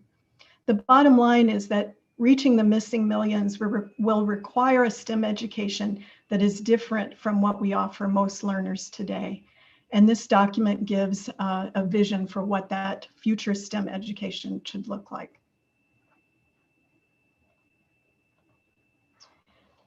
The world around us continues to change at an expanding rate. And recognizing these rapid changes, EHR began considering the bold responses needed to ensure that STEM education meets these emerging needs and more. This effort was formally taken up by the EHR Advisory Committee more than 2 years ago. The subcommittee was filled with highly experienced educators and researchers and chaired by Margaret Honey, the president and CEO of the New York Hall of Science. And I want to point out the exceptional work of my colleague, Alexandra Medina Borja, who served as the executive secretary of the subcommittee. In fact, this effort would not have happened at all without Alex. Together with another program officer, Stephanie August, she led the initial discussions within the Division of Undergraduate Education that led to standing up this subcommittee. The subcommittee was established in fall 2017 and began its work in spring 2018. The report was just presented at the EHR Advisory Committee this spring. In its work, the subcommittee explored research literature and reports, current examples of innovative STEM education, gathered information from individual experts and students, and looked for inspiration from NSF's big ideas for future investment, and later on the NSB's Vision 2030 report. The final panel was held 2 months before the COVID-19 pandemic was recognized, but that panel, which focused on designing higher education systems founded on access and equity, foreshadowed one of the most critical STEM education themes that the pandemic would spotlight just a few months later. The kind of innovative, effective STEM education that the future needs must be driven by considerations of diversity, equity, and inclusion.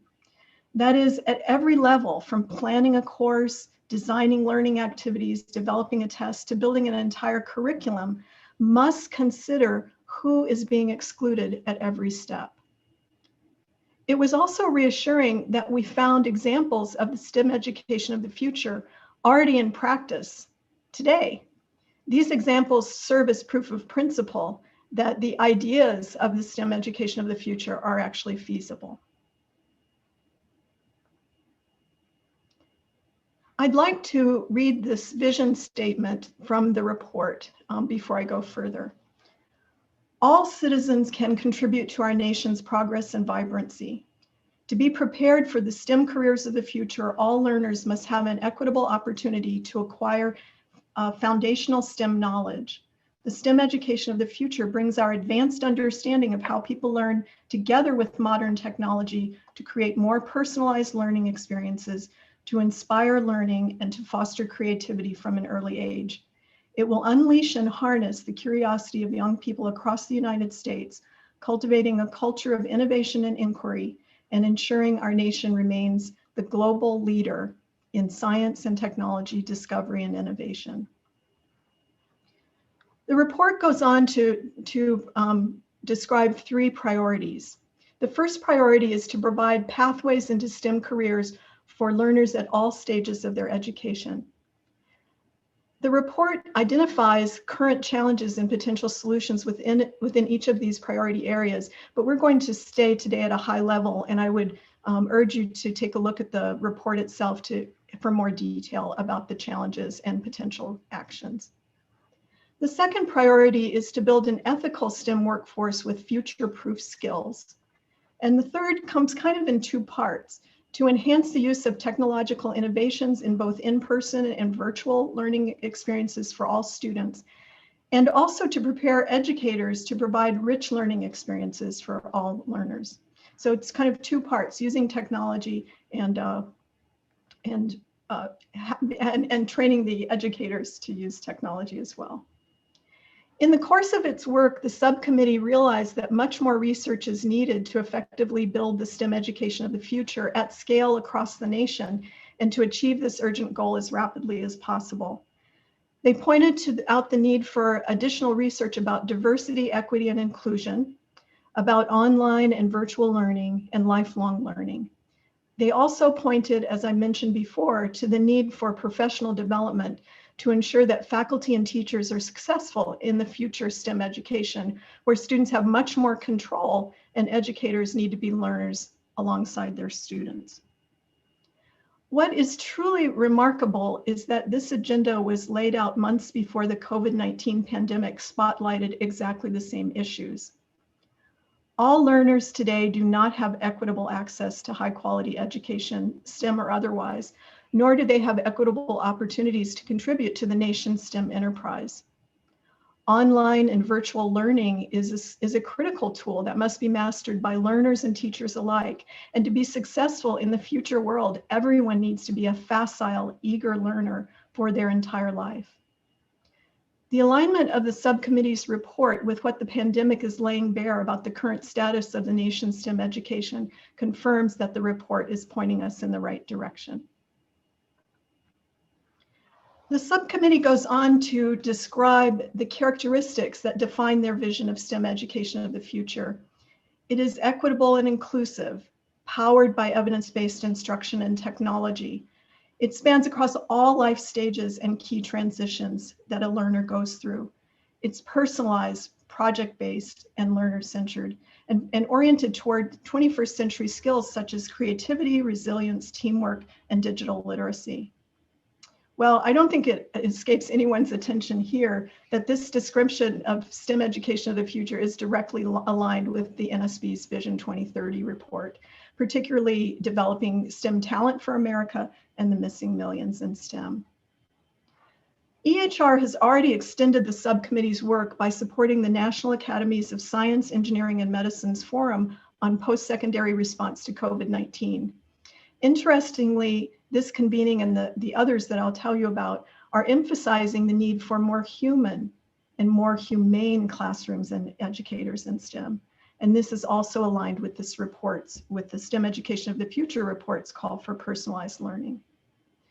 In addition, we're supporting an ongoing national visioning effort focused on undergraduate STEM education. This symposium was completed in late November. And once the report has been prepared, the National Academies will launch nationwide listening sessions to disseminate this work and to broaden participation in the discussions.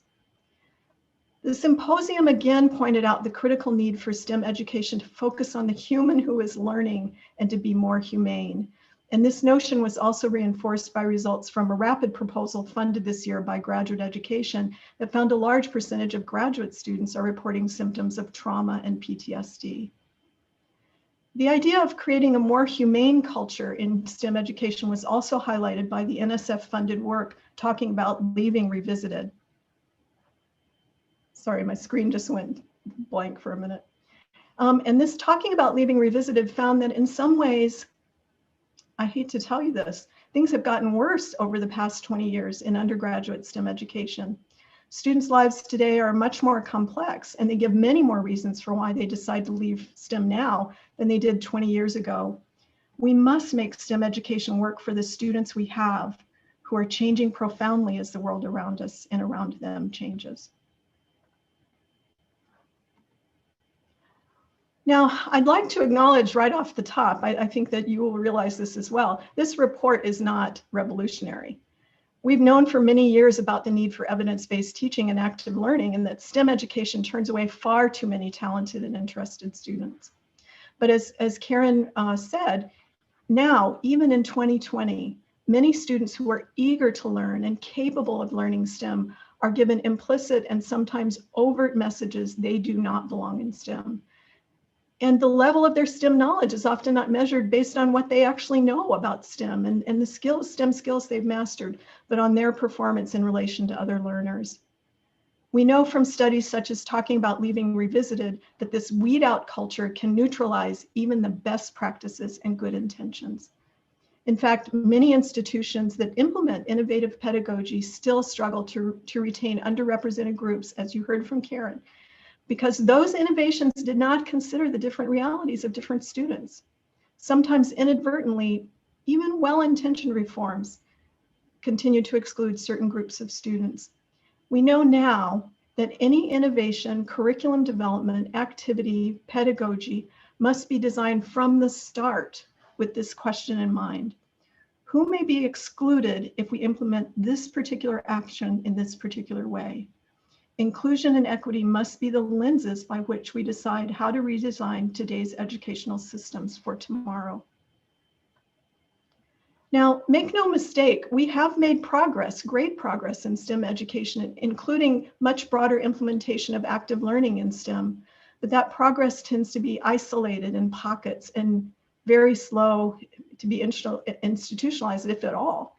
It remains the case that if you randomly dropped into any STEM classroom in the nation today, even the ones that are online, it would probably look much like the STEM classes in which we all learned. How can we leverage this newest call, the subcommittee report, to make even greater strides at speed and scale than we have done thus far? In response to this report, EHR is actively seeking for the STEM education equivalent of the Event Horizon Telescope for STEM education. The Event Horizon Telescope was a coalition of independent radio telescopes around the world that collaborated to turn their sights on visualizing a black hole. The effort required many years of sustained funding and involved hundreds of researchers, but this is the image that the effort produced, and it is still producing new insights in astronomy and physics. Well, what is STEM education's black hole? Well, perhaps it's more about engineering than observing. I would argue that it is achieving the vision laid out in this subcommittee report, that if you dropped into a random classroom tomorrow, it would not look like what it did 50 years ago. Instead, you'd find yourself in a complex, noisy, engaged group of learners who are using science, engineering, mathematics, and technology to help make the world a better place. A place where every learner knows they belong, that they can and they do learn, and that they are welcome and needed in STEM, and that they are supported along the way to build the STEM careers that they seek. To achieve this goal, as you heard from Karen, NSF is exploring how to expand systemic change initiatives that would greatly increase the speed and scale of NSF's impact on STEM education. This effort includes exploring how to ensure that all EHR awards, for example, contribute to improving the institution's STEM education efforts. As Karen mentioned, we also recently funded the HBCU Undergraduate Success Research Center, which can help us better understand what makes HBCUs so effective at graduating African-American STEM undergraduates. And that information can be useful for other minority-serving institutions or majority-serving institutions. To ensure that the promise of artificial intelligence is used ethically and effectively in education, EHR has already funded a National Artificial Intelligence Institute that focuses on AI augmented learning, and we plan to fund another in FY21 in partnership with Accenture, which provided a $5 million contribution toward this goal. And knowledge from these institutes could help move the nation ahead in achieving personalized learning at scale. Achieving this vision will require much more work. We've just started. And I challenge the NSB itself to play an important part in moving this vision ahead. As I mentioned previously, some institutions and organizations are already engaging STEM learners today in the STEM education of the future. Perhaps a new National Science Board recognition of such institutions, similar to a Waterman Award, would increase awareness of these exemplars and encourage others to make similar progress. And I'll end with a final quote from the report. We must consider the entire education ecosystem so that children of all backgrounds, race, ethnicity, gender, religion, and income levels can learn the wonders and possibilities of STEM and maintain that interest and passion throughout their lives. Thank you very much. Okay, all right. Thank you, Robin, Karen, and Alex for that inspirational presentation. Do we have questions? I can start with one. So NSF has funded a fair amount of education research, and how do we assure that the results of that research get to the people who need it and can benefit from it? And I guess I'm thinking teachers and school districts, given the decentralization of U.S. education. Thank you, Maria. Actually, Karen and I were just talking about this very issue this morning, and her point that this isn't rocket science, it's harder than rocket science, is the critical one. It isn't, honestly, it isn't the evidence that's going to drive change. We have to change people's hearts. We have to change people's expectations. We have to change the culture. It's much, much more challenging than just showing the evidence by itself. It's unfortunate, but true. Okay. Other questions? Vic. Thank you, Robin, for your presentation. I would push back to you on, I know it's harder than rocket science, but I would say that the research that you all have done is pretty compelling. You have lots of studies. I would say, have you engaged, even locally, talked about the associations, the school board associations that are statewide, gone out and talked to those associations, talked to NEA, talked to those people, and showed them what you have in terms of the data. Because I think that's where you're going to have to start the conversation. The data may be complex. The problem, while certainly is very, very hard, that doesn't mean it's not tractable. But I think you got to go out and have those conversations. You know, I'll give you a good example. We went out and talked with the American Association of High School Counselors. And one of the things we kind of found out was that high school counselors are so overburdened, and not only with academic problems, but things that are outside of the classroom, that they were not aware of the different job opportunities, both 2-year workforce development and 4-year, that are going on in the classrooms.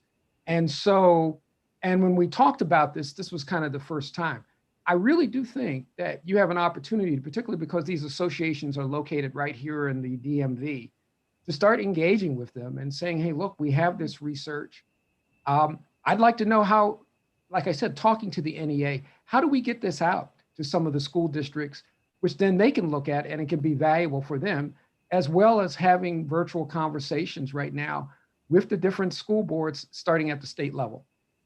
Thanks, Vic. I'm going to turn this over to my colleague, Karen Marangel, in just a minute, but I do want to say, I don't think, what I meant to say is evidence is not enough to make these kind of changes. It's necessary, but not sufficient. We have to also speak to people's hearts and minds, both. And so, Karen, I know that you have been involved with talking with state K-12 educators, and I'll turn it over to you. Yeah, Vic, thanks. I think you raise a great point, Vic, and I think there are, we can certainly do more, and we need to do more introspection on who are the usual players that we talk to. So we are, very connected in with the National Council of Teachers of Math, with the National Science Teachers Association, with the Computer Science Teachers Associations. But going beyond to talking to NEA, the coalitions for local school boards. I would love to see us better connected with the state departments of education, and it happens here and there for the states and territories. So I think you raise a good point that we have kind of the usual players that know and are on the cutting edge with us of some of the work, but we do need to, there's opportunities there to go deeper. Okay, let's go to Dan next. Well, thanks for this great presentation. I sort of wanted to pick up on that, and I completely agree with you that a fact-based argument is necessary but not sufficient. So how do you think we frame an appeal to hearts and minds in a world where, if we look back historically, think about the 2008 recession, public support for education's never quite recovered from that experience. And nationally, we've seen, certainly in higher education, it's almost universally state by state declines in investment. K-12 has a different, equally important set of issues. So how do we not do the moral equivalent of bringing a knife to a gunfight again, in terms of making the case for change? Because it's clear what we're doing, historically at least, the arguments we've made have not won the day. So how do we get at that hearts and minds issue in a way that includes both it's the right thing to do, but appeals to people in a way that makes clear that it's in their interest to do something? That's a wonderful, wonderful question. I think that we look to pockets, we look to those exemplars that have been very, very successful, like the HBCUs. And we see that they are organized around teamwork rather than competition. They're organized around support. They're organized around giving students the assistance they need to move forward. High Tech High is another example in which there are living exemplars of how these work.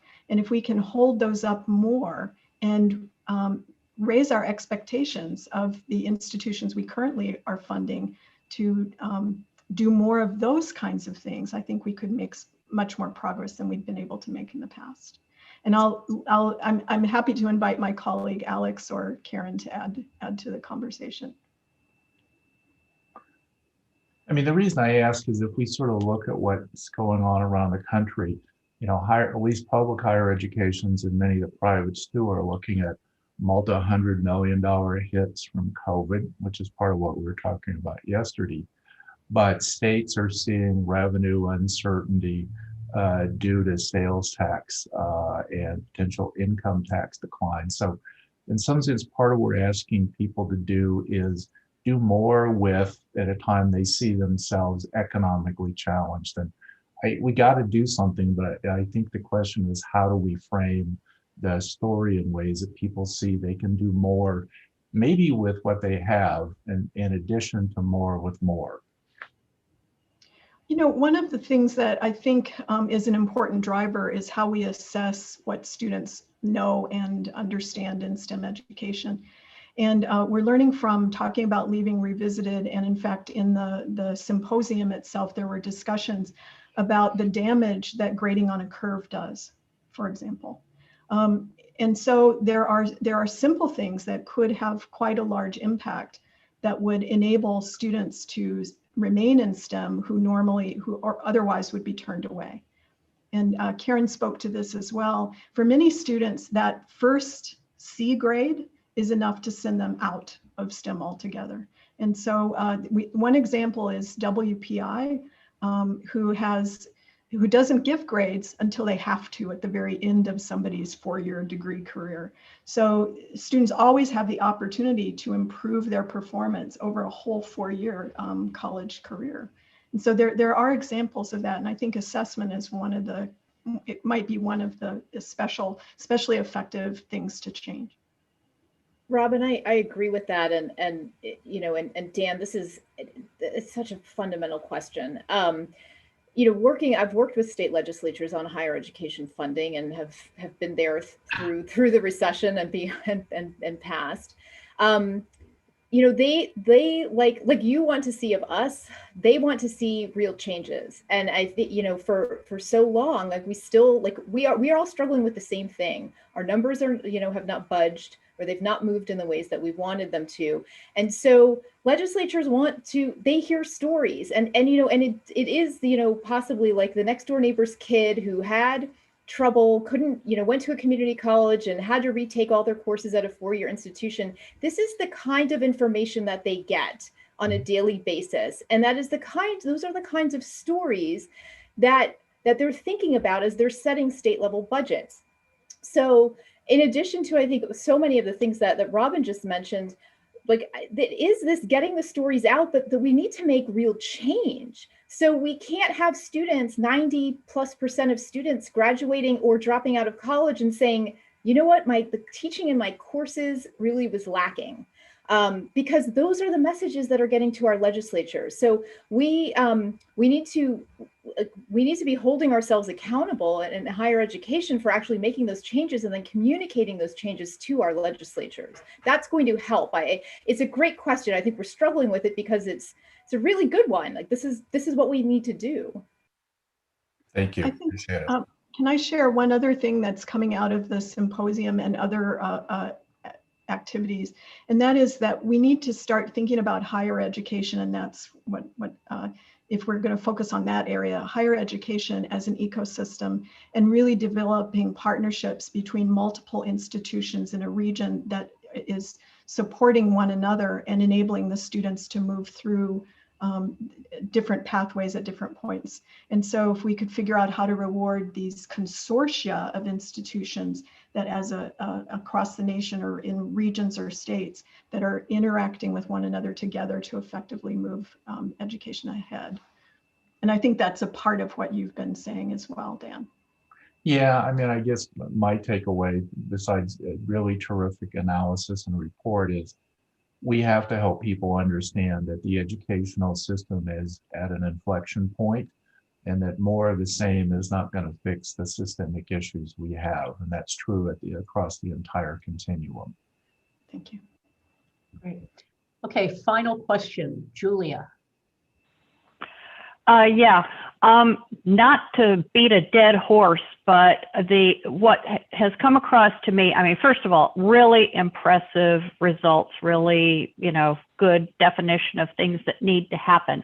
However, they are sort of point-wise, demonstrations of things that work and that are not anywhere close to being at scale, demonstrations of individuals and institutions who have bought in, but not anywhere close to the scale you need to really make differences. I think, really, I think we need serious evangelism here. And if that term is uncomfortable, I will merely point out that Vint Cerf is the chief internet evangelist for Google, so it can be used in a more secular context as well. Identifying who the key stakeholders are all the way from the federal government down to the local level, getting your game plan together. Yes, stories are important. Yes, hitting hearts is important. Also hitting minds with the, clear demonstrations of things that work. And it's got to be ubiquitous. It's got to be, pointed as simple a message as you can, but of course, no simpler. And this is complicated stuff, but it's going to really require pulling out all the stops. And it's going to require probably, big bucks and huge time to pull that off, but nothing less is going to work. I agree. I agree. You said it well. No, I didn't raise my hand, but if I could add that we may have the opportunity to link some of this off the White House website soon. If we have a very specific set of recommendations, very concrete recommendations, I think each time there are some good examples, we know of them, but they're not that widely known. And so I think the bully pulpit kind of thing is important. And I don't know if there's a bigger one, especially again with the First Lady's interest in community colleges and things. There may be a place that gets more traffic than the NSB or NSF website. So thank you. Thanks. Great. Thank you. All right, well, Robin, Karen, Alex, obviously there's great resonance on the board for the ideas that you're putting forth and the need for change. So, so this obviously will be a continuing endeavor. So thank you all for those presentations. Thank you. Okay, for our final discussion in open session, Panch and Erwin Gianchandian will brief us on another topic discussed in the AD's mini retreat. Translation, Innovation, and Partnerships, or TIP. Erwin is on temporary appointment as Senior Advisor in the Office of the Director and is leading the agency's effort in this area. Panch and Erwin, I will turn it over to you. Thank you, Madam Chair. Again, the second topic that we said that we will discuss with the board, where we had extensive conversations amongst ourselves. As I said yesterday, when curiosity-driven exploratory research and use-inspired translational research advance synergistically, they create amazing momentum. Basic research yields technology, which can then be applied to new research, which can then yield new technology, onward and upward, a virtuous cycle, one fueling the other. Intrinsic to the scientific pursuit of knowledge, how things work, is the technological pursuit of knowledge, how things work better. This is the framework for translation. And alongside translation is partnerships, a methodology, and the key to turbocharging the SNE enterprise. We need partnerships for accessing a broad network of researchers, solving real-world problems, and using unique resources. We need partnerships to accelerate discovery for translation. And for US competitiveness, we must strengthen and shorten the feedback loops between science and technology required to bring greater results faster to industries, jobs, and opportunities. I now invite Ervin Gyanchandani to walk through some of our most recent thinking on this topic. Ervin is a Deputy Assistant Director for SUPPLEMENTAL. We affectionately call them DADs for SUPPLEMENTAL, and is on a detail as a senior advisor in my office to work with me on advancing ideas for translation, innovation, and partnerships. I want to first of all say thank you to Dario Gill, who has been a tremendous partner working with us, and you will hear more about it from Ervin's presentation. And we are just pounding the pavement literally by sitting in our chair and moving from one screen to the other. That's what I mean by pounding the pavement now. Talking to a variety of partners, and you're going to hear some of that also in Ervin's presentation. Thank you for the opportunity. Over to Ervin. Thanks very much, Panch, and good afternoon, everyone, or good morning, depending on where you are. As Panch mentioned, I'm Ervin Gyanchandani, and I'm currently serving as Senior Advisor in the Office of the Director. And some of you may know me as the Deputy AD for SUPPLEMENTAL, a position that I've held for the last 5.5 years or so. I am indeed delighted to be able to talk with you this afternoon about our efforts to enhance NSF's existing portfolio of translation, innovation, and partnerships. Now, I want to especially acknowledge my colleagues, Margaret, Dawn, and Joanne, who have been instrumental in co-leading the conversations that we've had over the course of this fall on these topics, and really the entire NSF executive leadership team that has come together in some of the deep dives that we've had about these topics. And let me also say, I think the fabulous panel of awardees that we heard from last night spoke incredibly eloquently, probably far more eloquently than I'm going to speak, about the opportunity that we have before us to enhance the interrelationships between government, academia, and industry in order to cultivate the synergies between all parts of discovery, translation, and innovation. And so I hope you'll keep that context in mind as I step through this talk over the next few minutes. Now, let me begin by taking a moment to really reflect on the board's Vision 2030 report, which I think very nicely encapsulates the trends that we're seeing today in the science and engineering enterprise. And I think that really informs our vision for translation, innovation, and partnerships as well. So we all recognize that we are experiencing today global competitiveness at a scale that we've really never seen before. But beyond that, I believe we would also agree that we're witnessing 3 other key phase shifts in the conduct of research. So the first has to do with the pace of discovery and innovation, which has really accelerated even in the course of just the last decade. The conduct of science is being dramatically altered by access to unprecedented amounts of data, to advanced computing capabilities, and to other emerging technologies, which together are serving to power acceleration in really all fields of inquiry. Second, the private sector, and here I mean businesses, but I also mean foundations, nonprofits, and philanthropies. The private sector has dramatically increased its attention and investment in the science and technology enterprise. Now, this spans from basic to applied research, but nonetheless, it offers NSF a unique new opportunity for collaboration and coordination. And I'm reminded here of a conversation that Dario, Panch, and I had with Bob Kahn at the Cobley Foundation just last week. Bob highlighted how we are witnessing an era of new individual fortunes that in turn is fueling philanthropy. And so we really are seeing private sector interest and engagement in R&D at a level that we have never seen before in the Foundation's 70-year history. And third, the need for scientific and technological advances that meet today's societal challenges, I'd argue, has never been greater, from climate to energy to healthcare.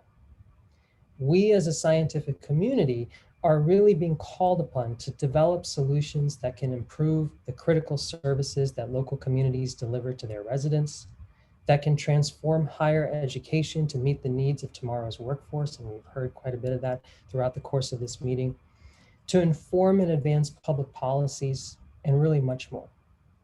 So society is demanding the translational impact of NSF-funded research. Taken together, we really see this as an opportunity to double down on an aspect of our mission that we've always held near and dear to our hearts: the use-inspired or translational research that can transform society, and the need to be able to do so, or the opportunity to be able to do so, through partnerships that can help to inform, coordinate, and grow our research investments. Now, this really serves as the basis for the strategic vision that I want to talk with you about for the rest of the talk. So NSF's investment in fundamental research, both exploratory, curiosity-driven research, as well as use-inspired translational research, has built the foundations of US economic growth and competitiveness for decades. I think we'd all agree that for 70 years, NSF's discoveries have changed the world. And by serving as a connector, a convener, if you will, we have brought together government, academia, and the private sector to advance the frontiers of science, truly curiosity-driven exploratory research. We've also seen how exploratory research becomes use-inspired and translational in nature, how it can directly benefit society.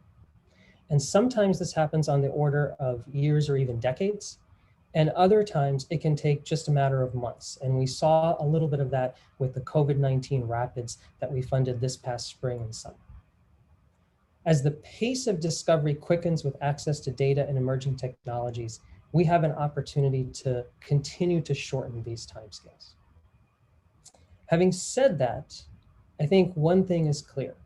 When we talk about research that has translational impact or can have translational impact, when we talk about enhancing translation, we're talking about often a virtuous cycle of bringing together the users, the consumers, the beneficiaries of research with the researchers and students to be able to help motivate the research problems, to be able to pilot potential solutions, to be able to then feed back those results into informing new research directions.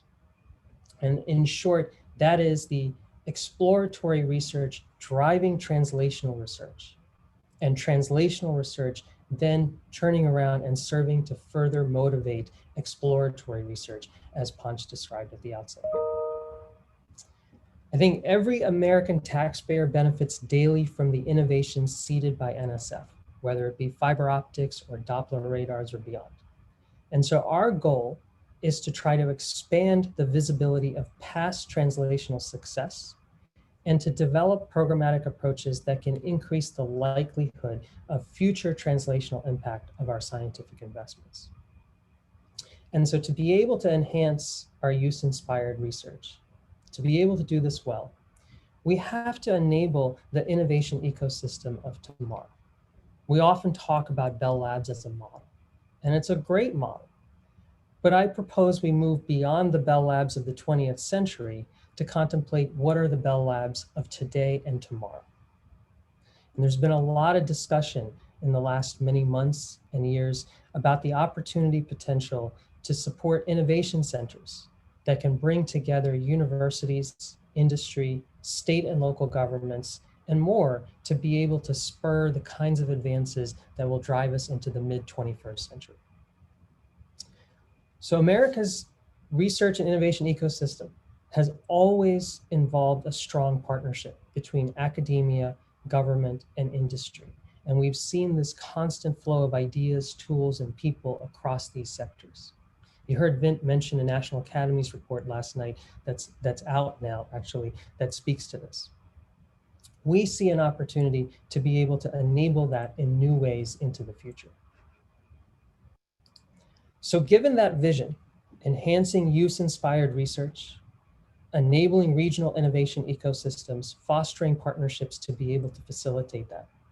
Let me give you a couple of concrete examples that try to put into practice what I just described, and that really use the NSB's Vision 2030 report as a basis for that. So first, the 2030 report describes how we need to modernize the education system to support the reskilling and upskilling of all workers. I think we're aware that companies in all sectors and foundations and philanthropies are really establishing major initiatives to reskill and upskill the workforce with an eye toward diversity and equity and inclusiveness.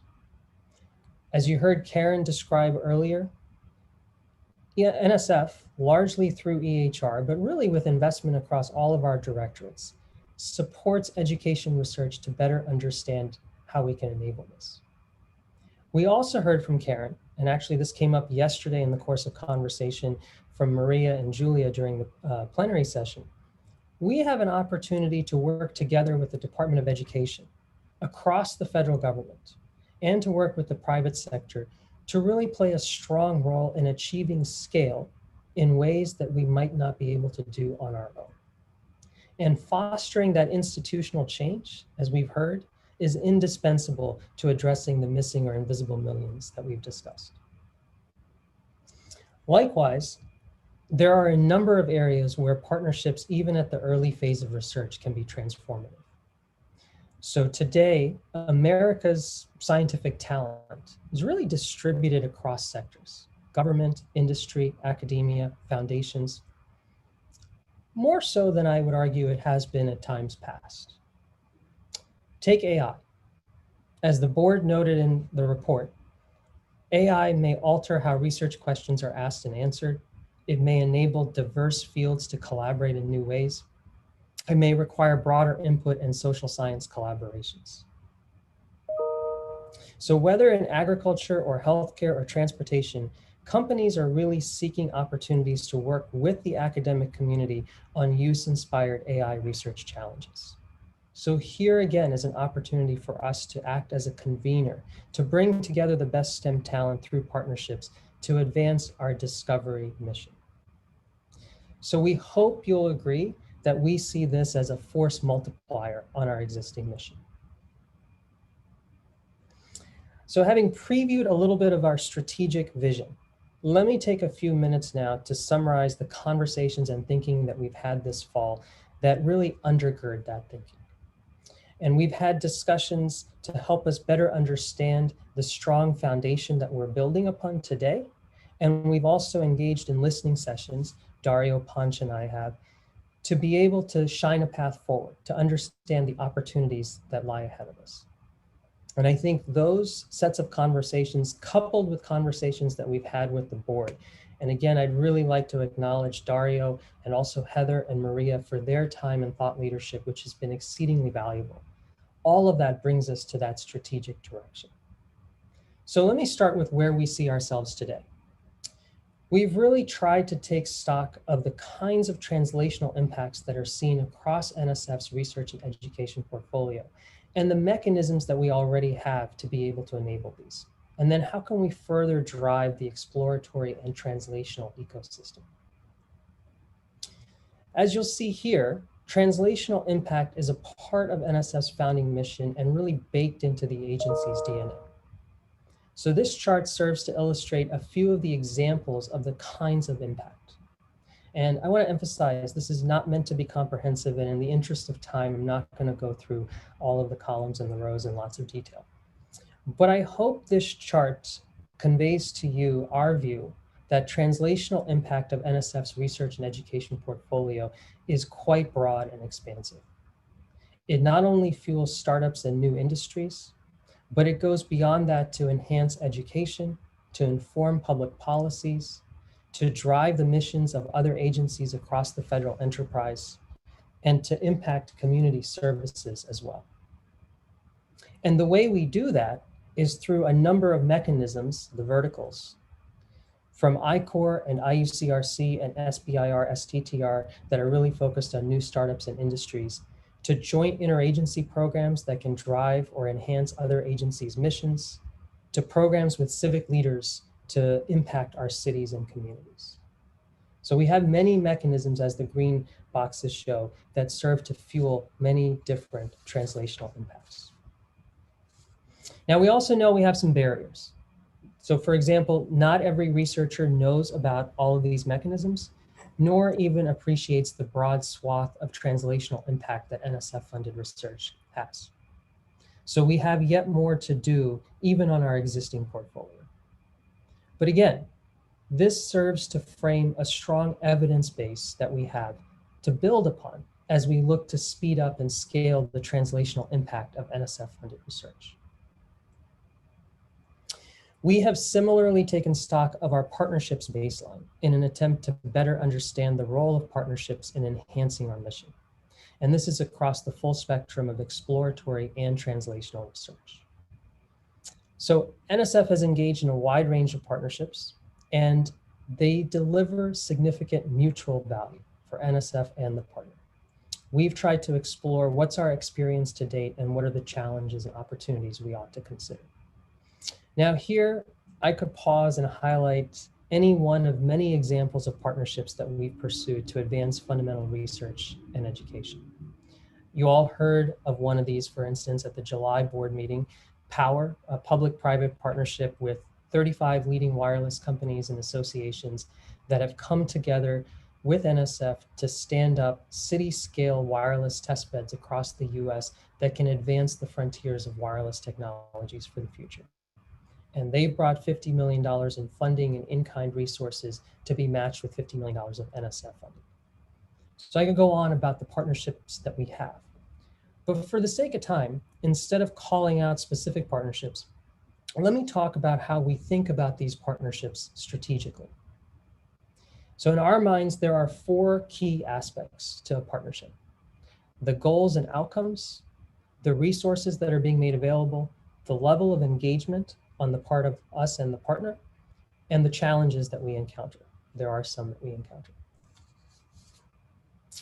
So let me highlight a couple of items on this slide. I've just bolded a few words under the goals. We strongly believe, as far as goals are concerned, that a key value proposition for partnering is to provide training and experiential opportunities for our students. Companies can surely do this on their own. They can partner with specific universities in their own backyards. But NSF's ability to be able to engage with the entire US higher education system affords our partners access at a much broader, much more strategic and national level. We also seek to enable access to resources. So to be clear, this goes well beyond funding to also include access to data sets, expertise, test beds, living laboratories, all of which can serve to motivate research questions and also enable research and education activities directly that we're trying to support. So here you could take other federal agencies as an example. Our ability to bring the NSF research community together with those who work on the mission interests of other agencies can be quite powerful. And in so doing, we have the opportunity to coordinate the various stakeholders who support the nation's scientific enterprise so that the whole is much greater than the sum of the individual parts. I've talked about the diversity of resources, level of engagement. Sometimes partners help shape the research topics that we solicit. Sometimes they participate in merit review and decision-making. Sometimes they contribute resources after an award is made in terms of expertise, for example. And finally, we do encounter challenges that we need to work through when we partner. And one example that I bolded here is relationship building. Partnerships require trusted relationships, and that takes time and effort, particularly as folks come and go in their various roles. Now, having said all of that, we have experience with a diversity of partners and partner types. You know, whenever I put up this slide, I always want to remind myself that universities are our foremost partner. But when you go beyond that, NSF is also well known for our leadership across the federal enterprise through the National Science and Technology Council. We have strong connections to companies, to nonprofits, to philanthropic organizations, even state and local actors in the research funding space. So we're intentionally broad and deep. And I heard in the last session a great example of also partnering with professional societies too. Now, let me note that I've spent most of the time here describing to you our evidence base for direct partnerships between NSF and other stakeholders. There are also examples of partnerships that NSF enables by virtue of our funding. And the Industry University Cooperative Research Centers, or IUCRC program, is a prime example of this, where seed funding from NSF to academic faculty investigators can in turn be leveraged, and is in turn leveraged, to be able to seek out partnerships with companies and other agencies to support fundamental research projects. The second point I want to make here is we are continuing to learn from our experience. So NSF has stood up a foundation-wide partnerships working group that is developing approaches to streamline the partnering process. How do we clarify the process for developing MOUs? How do we establish training for our entire workforce to be able to better understand the nuances associated with partnerships? And I have to pause here for a second to give a lot of credit to Larry Rudolph and Peg Hoyle and the Office of General Counsel, Gene Feldman, the Policy Shop.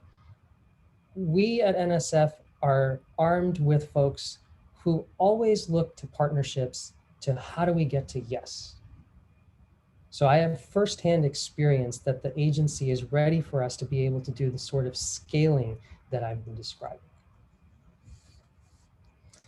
So I hope that gives you a sense for the strong evidence base in terms of partnerships that we can build upon. We've shown how partnerships increase ideas, insights, and innovation, and we have grand ambitions to try to scale these as we go forward. Let me turn now to the listening sessions that Dario, Panch, and I have been conducting. And again, Dario, thanks very much for your time and your engagement on behalf of the board in these conversations. So over just the last month and a half or so, we've talked with nearly a dozen leading companies and foundations, from Ford to Microsoft to Kabui and others. And our listening sessions, they've spanned many different sectors of the economy. They've spanned geographically and demographically diverse organizations. And we have more scheduled, by the way, coming up in the weeks and months ahead. But what's emerged from these conversations, it's been really interesting to see a consistent expression of interest to collaborate with NSF, and specifically in two areas that keep bubbling up. First, nearly all of the conversations have touched on a keen interest to pursue research that addresses today's societal grand challenges, from energy to healthcare to transportation. And these grand challenge areas, it's clear, allow companies and philanthropies alike to roll up their sleeves around a common cause and a shared value proposition. Second, we've heard how so much of industry is focused on growing the future workforce, and particularly has an eye toward diversity, equity, and inclusiveness. And so many companies today are directly engaging with local community colleges and minority serving institutions to create experiential opportunities for students. And so we see an opportunity here, and you heard Karen mention this in the previous session, about how we might be able to have impact at a much larger scale. Could we create the framework, for example, that allows companies, community colleges, minority serving institutions, and NSF to really come together to leverage the talent pool at a national scale? Can we capitalize on the geography of innovation, if you will? They see us, it's clear, as a strong partner to elevate their engagement to a national level.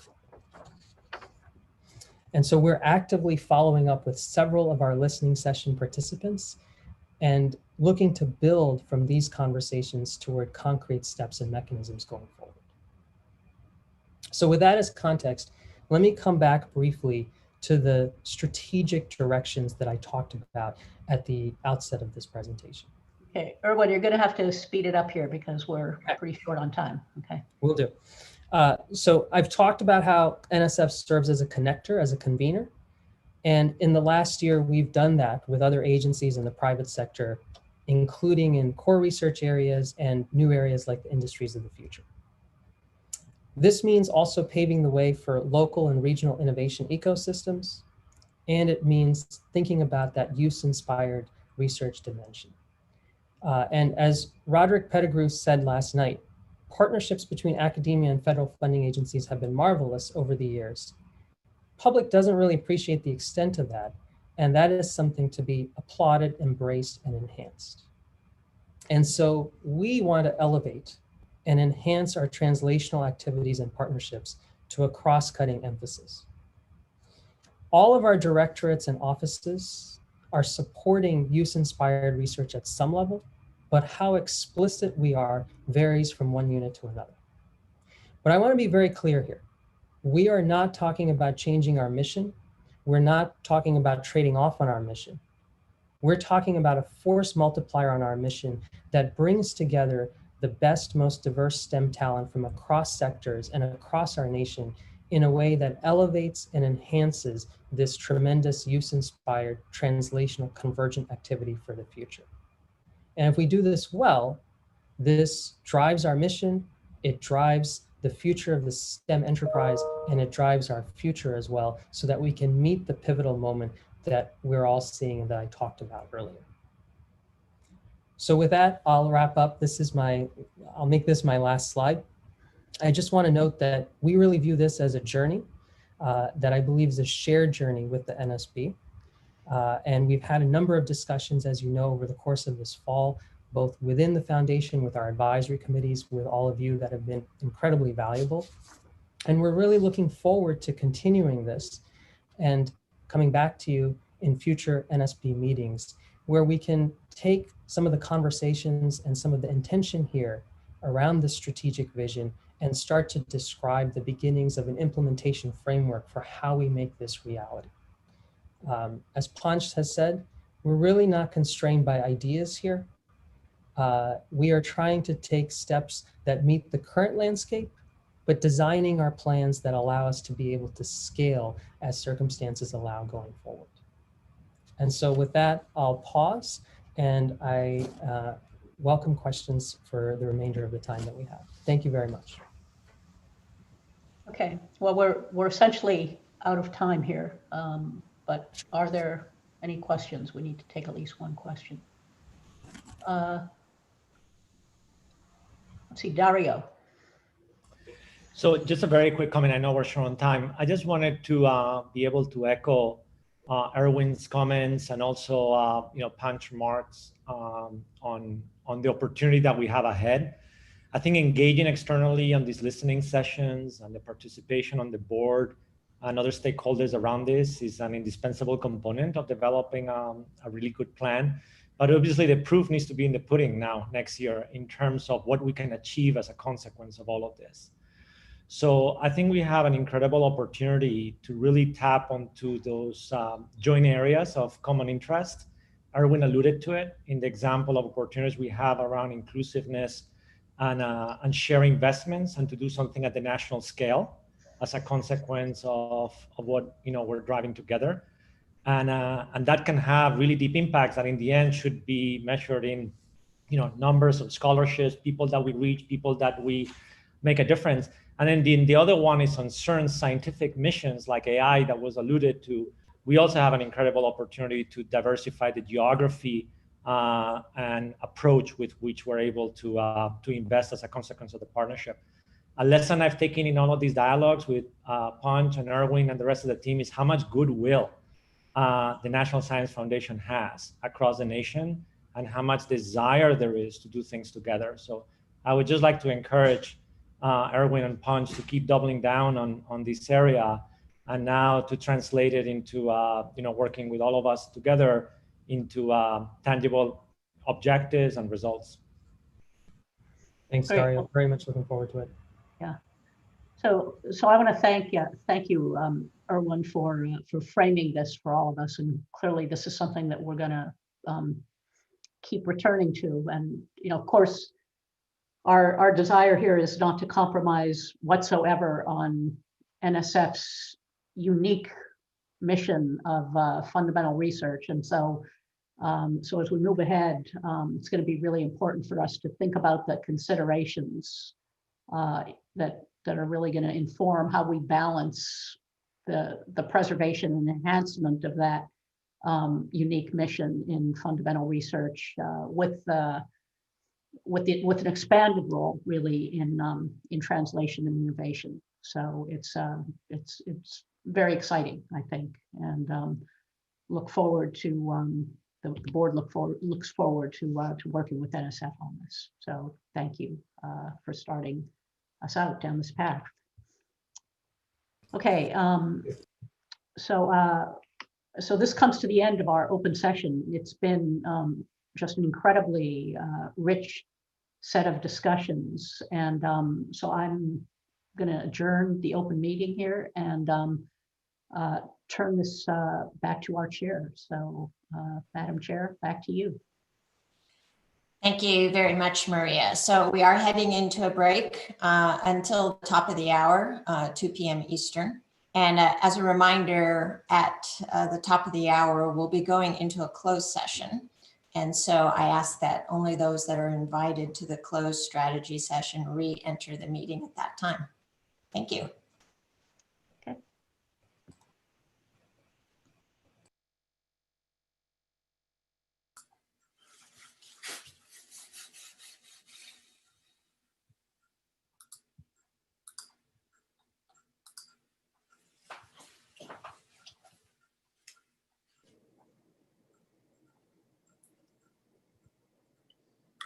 Brad, I can leave, stay here, correct? Yeah, you can if you want to. I'm turning off YouTube as we speak. It'll be off in a moment. I've stopped the recording, so you can certainly stay here or you can go to the breakout room, whichever you wish.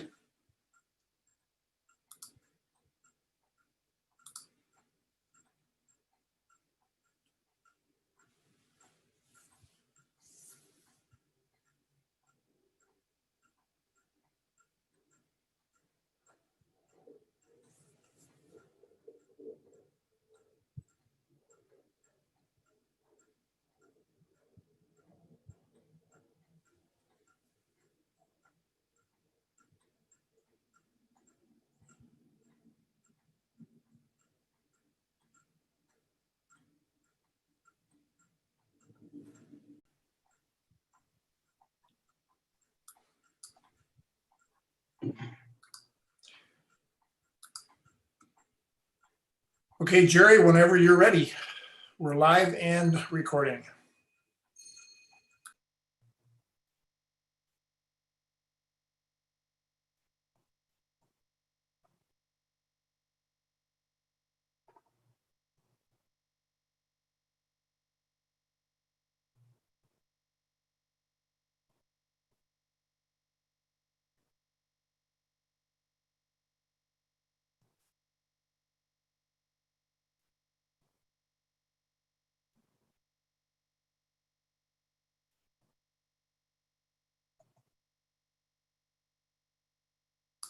Jerry, we're ready whenever you are.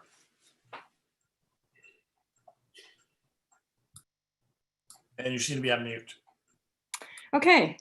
Good afternoon, everyone, and welcome to the open session of the External Engagement Committee. I'm Jerry Richmond, chair of the committee.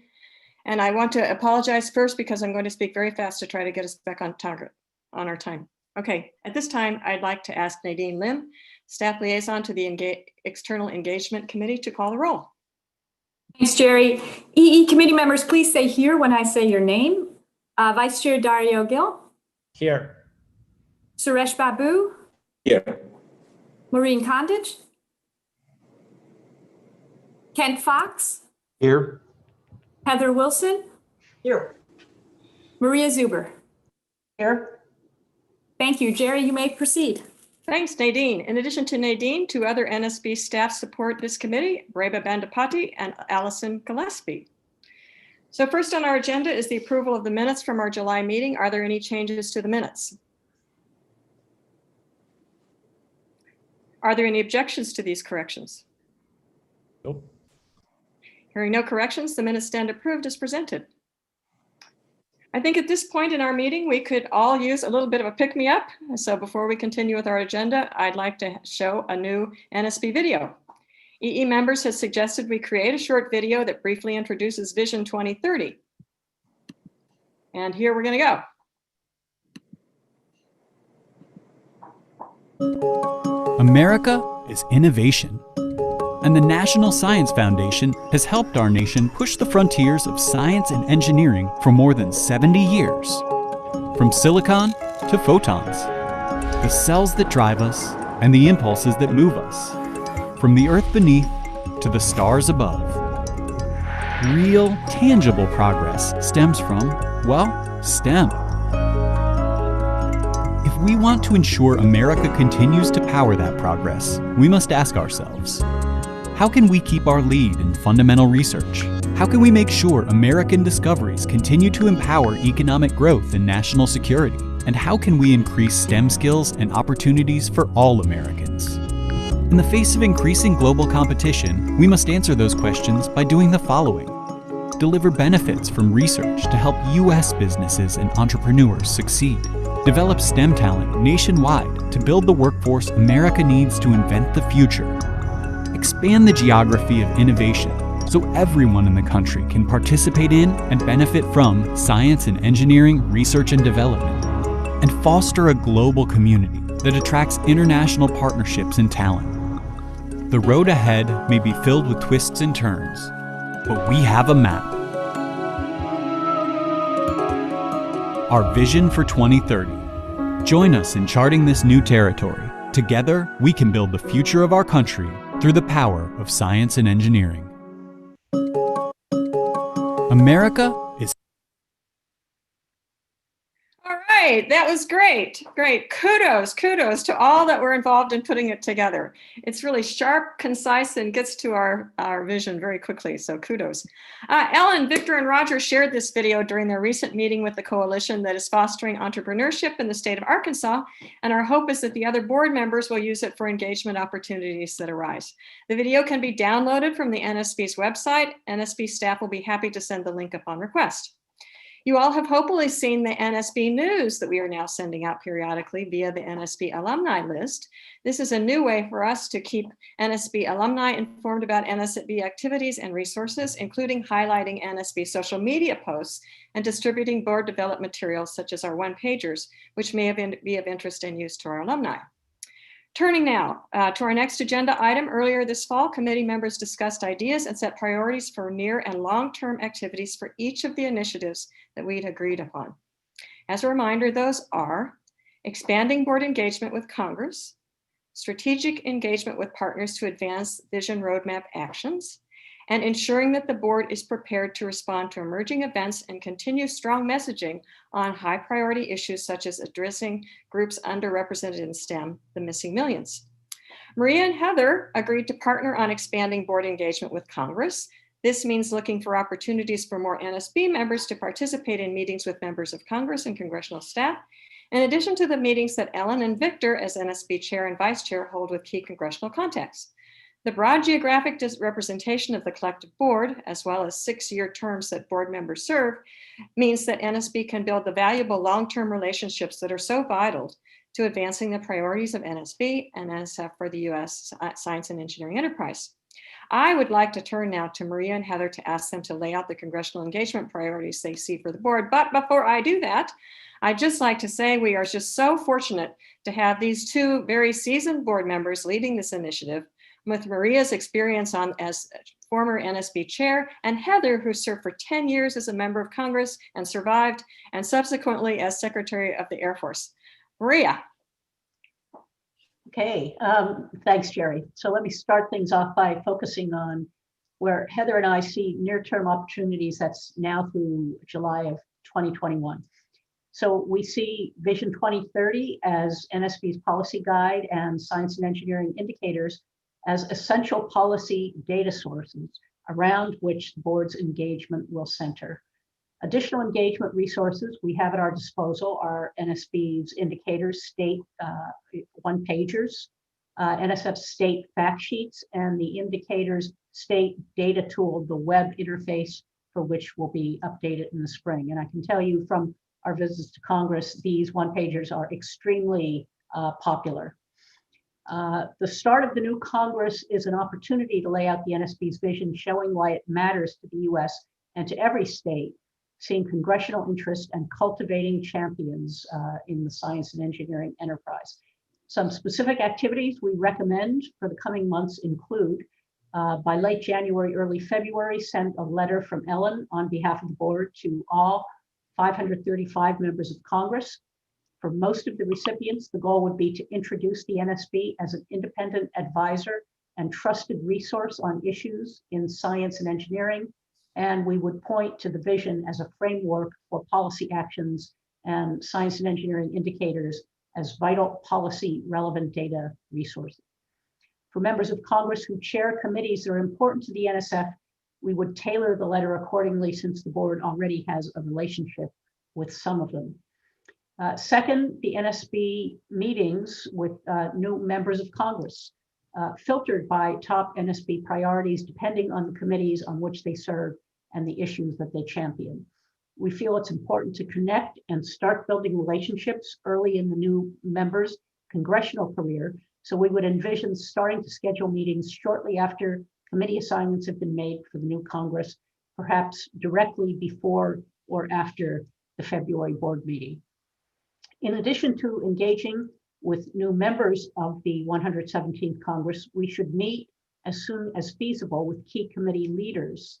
High on the list would be Senate Commerce, the Senate Subcommittee on Science, Oceans, Fisheries, and Weather, Senate Appropriations Subcommittee on Commerce, Justice, Science, the House Science Committee, House Subcommittee on Research and Technology, House Appropriations Subcommittee on Commerce, Justice, and Science, and other committees with which we would hope to engage include the Senate Committee on Health, Education, Labor, and Pensions, House Committee on Education and Labor, Senate Committee on Energy and Commerce, House Armed Services, and key congressional caucuses, such as the Black and Hispanic caucuses. Aiming for early February, the board could submit an op-ed to the Hill or a similar congressional outlet that would underscore key messages of the vision and why it matters to the nation and to every state in the union. Fifth, we can explore participating in NSF engagement events, such as the NSF Days, focused on EPSCoR and in NSF virtual briefings. We know that OLPA, on Ponch's guidance, is putting together a list of potential opportunities of this type. So let me turn to Heather now, who will talk about potential opportunities a little bit farther out. A logical time to reassess board congressional activities would be May of 2022, which is the next time that board membership and leadership will change. So Heather, can you take it over? Thank you very much, Maria. In the longer term, one of the things I think we need to do as a board is to use the fact that there are 24 of us geographically distributed to increase our direct engagement with members of Congress. And that can be in Washington, or it can be virtual, or it can be in the district. In fact, most members of Congress have more control over their lives and their schedules when they're away from Washington. And you become a person on their Rolodex and in their network to explain things to them. You become an asset to them in that way. And so that increase of engagement, setting up an opportunity at least once a year to connect directly with your member of Congress and your two senators, if that's possible. The second is more of an indirect approach, but it's to host events in your states about the Vision 2030 effort and include the local congressional staff as well as the Washington congressional staff in those, but not limited to those. So Kent Fox and Ponch did something in Florida recently. I think Suresh B is doing something soon in Tennessee. But by having Ponch and an NSB member hosting something for all of the scientific organizations and the state legislators and the state leaders in science, as well as all of the universities, with congressional staff there, strengthens NSF's and the NSB's position with respect to the members of Congress. It's kind of a friends and family approach. For example, I'll be very happy to do that in Texas, where there are 37 universities and a significant science and technical presence. And the third is to, as individual members, to leverage your professional networks. So you're expanding the support for the National Science Foundation and the National Science Board and federal funding of science and engineering generally in your professional network. So not necessarily limited by geography, but certainly including those new colleagues and relationships you've made with members of the congressional staffs as you do so. So as one example, inviting, there's a network that I'm a part of that's a collaboration of the 16 R1 Hispanic serving institutions in America. As chancellors, we get together, inviting Ponch to explain the Vision 2030 to that group is a benefit for Vision 2030 by including, in a case like that, maybe even not including members of Congress staff. Every one of those chancellors and universities has a strong relationship with their member of Congress. So you're strengthening the network and using us as nodes in various networks. And long-term, it's the network that gives us the most influence over the Congress, in addition to the direct relationships you have in 24 different communities of the country. So that's what we're going to try to do. And Great, turn it back. Yeah, thanks, Heather and Maria. And you know, your wisdom and your recommendations are great, and we're ready to follow you anywhere. Well Jerry, done. can I just say this is fantastic. I have to use fantastic at least twice a day. So this is fantastic. So this is perfect because this is, I think, going to be very helpful. We are ready to engage with you. Heather, what you said is absolutely true. So we'll work with you. And the only thing I will say is OLPA does a lot of work that we can be synchronized. And I'm sure there's already that's happening with what Maria said. So Amanda is ready to be of assistance. Let's go. Let's go indeed. Okay, other comments or suggestions from the rest of the board? Anything? Nadine, do you see anything showing up?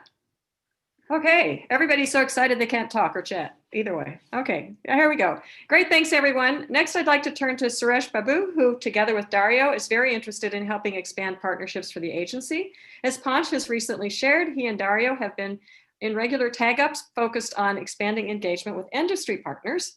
Suresh has been thinking about ways in which the board can help NSF develop state partnerships. So I will ask him to share his plans with the group. Suresh.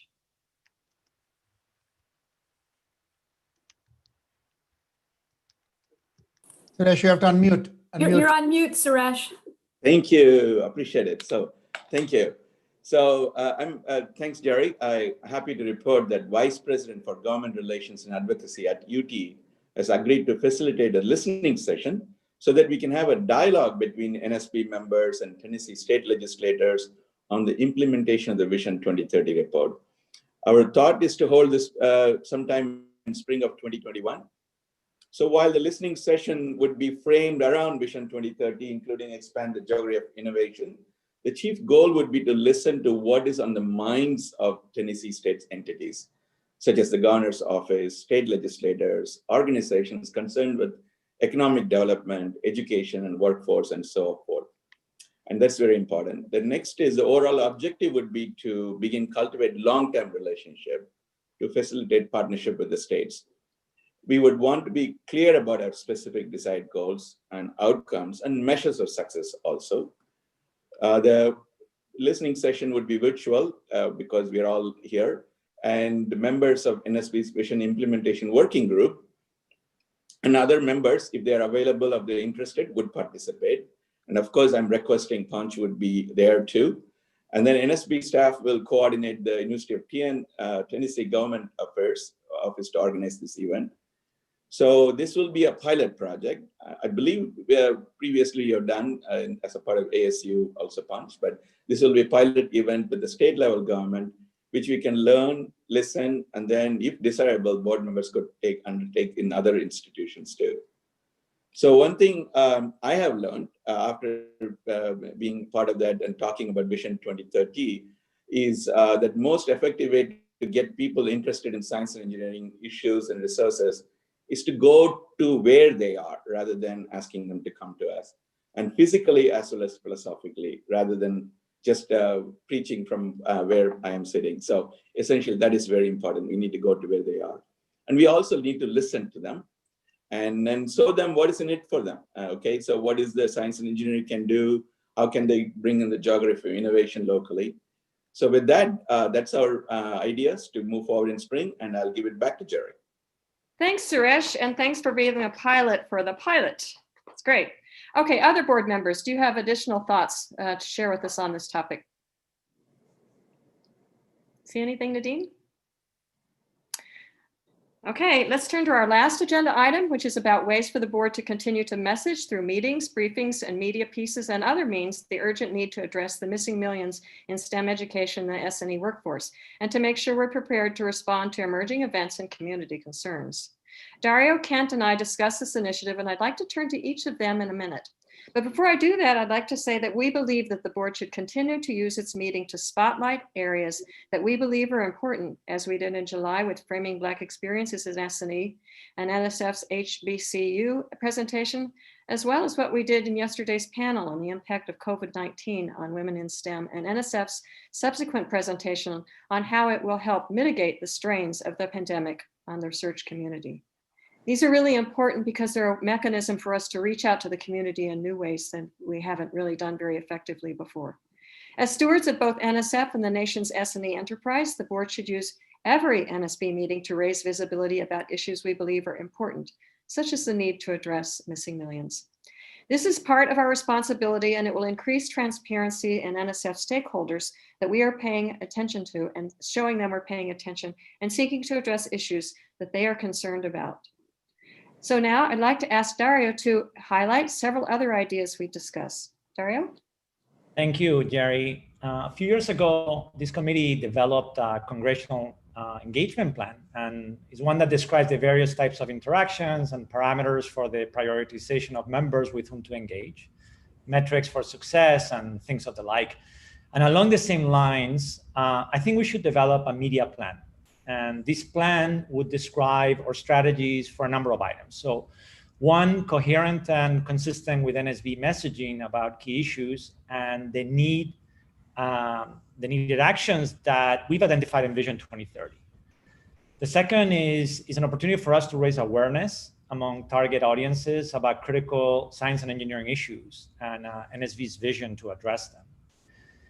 In doing this media plan would also reinforce NSB's dual role as both an independent and trusted thought leader on the nation's S&E and enterprise, and also as a resource for data on the state of the US science and engineering activities. We would also expand NSB's media relationships to include broader representation of sectors, industry, higher education, and government, and the types of venues in which we could engage, right, with the podcasts and blogs. And we would connect specific messaging goals that we have, some of the priorities you alluded to, with specific media opportunities, including inviting and working with individual NSB members to write and place media pieces. Also leveraging evergreen resources for having a strategy to address unexpected, fast-moving events. I think you were talking before about the need to be prepared, right, and respond quickly when things arise. And also identifying opportunities to influence story frames, such as, for example, meeting with editorial boards that we could have as a board together with them, and creating buzz and memorable moments. So I envision that ultimately this media plan would be an element of an overarching NSB engagement framework alongside the congressional plan, which would also be an element of that overall framework. So with that, I'll turn it back to you, Jerry. Thanks, Dario. Kent, would you like to highlight a little bit of what we've been discussing? Thanks, Jerry. Yeah, we discussed that as board members, when we're in public settings or we write op-eds, it might be helpful for the board staff to give us some guidance. So they have created a best practices document. It's in a draft form that will help us in a number of areas, in areas related to talking points for the vision roadmap, and also even in areas such as when we should reach out to the staff or to our board chair when we have an opportunity to speak up in a public setting. Secondly, we talked about the need, as we discussed here, of having the vision be not just the board's vision, but the vision for the nation, and the role that NSF can play, the foundation can play, and then we as a board in fulfilling and achieving that vision. And then finally, we talked about the opportunities that we might have, and it's already been repeated, particularly by Heather, of reaching out to the communities beyond the Beltway and beyond Washington, D.C., particularly in the areas that each one of us comes from, and the communities that we have opportunities to engage with. Jerry, I'll turn it now back to you. Great, thank you, Kent. Other comments? Would anyone like to make comments about our plans? And we'll even take a visual thumbs up if you're happy with it, but also have any other comments that you have. Oh, I see some thumbs up there. I'm really happy. Okay. Anyone want to make some comments? I'll turn to Nadine to see if. I'm not seeing any raised hands. Oh, goodness. Okay. Thank you. Oh, wait, Artie just waved his hand. Oh, Artie. Okay. I think we need one more set of partners, and those are the leaders in the communities of the unrepresented people of color. We need a push from the supply side as well as from the demand side. How we get that, I don't know, but I think we should be thinking about it. We'll put I that think on we the start list. with the CBC and the Congressional Hispanic Caucus. And then I think also for our vision on all these things, but particularly to what you said, Artie, we have to be intentional. So we have to expand the networks of people that we probably don't associate. Some of us may not have that, and we have to be intentional about going out and reaching it out. Thanks for bringing that up, Artie. Yeah. Others. Others. Anyone, Nadine? No? I do not. I do not see Okay. anyone. Thank you, everyone, for your feedback. This has been a great opportunity for us to present what EE is working on. It's a great committee to work with, and we'll move forward to implement these plans. And we always welcome everyone's help and contribution. And with that, with no further business, this open session of the External Engagement Committee is adjourned at 6:24. Fantastic job. Nicely done. All right, well, you got us back on schedule. Nice job, Jerry. Thank you. So the plenary open session of the 470th meeting of the National Science Board is reconvening. And I welcome Foundation staff, guests, and members of the public. Before we get into the agenda, I have a number of acknowledgements I'd like to make. First, as we all know and deeply feel, we lost one of our dearest friends and former colleagues, James Jackson, on September 1st. As this is our first board meeting since his passing, I would like to ask that you join me in a moment of silence in his memory and honor.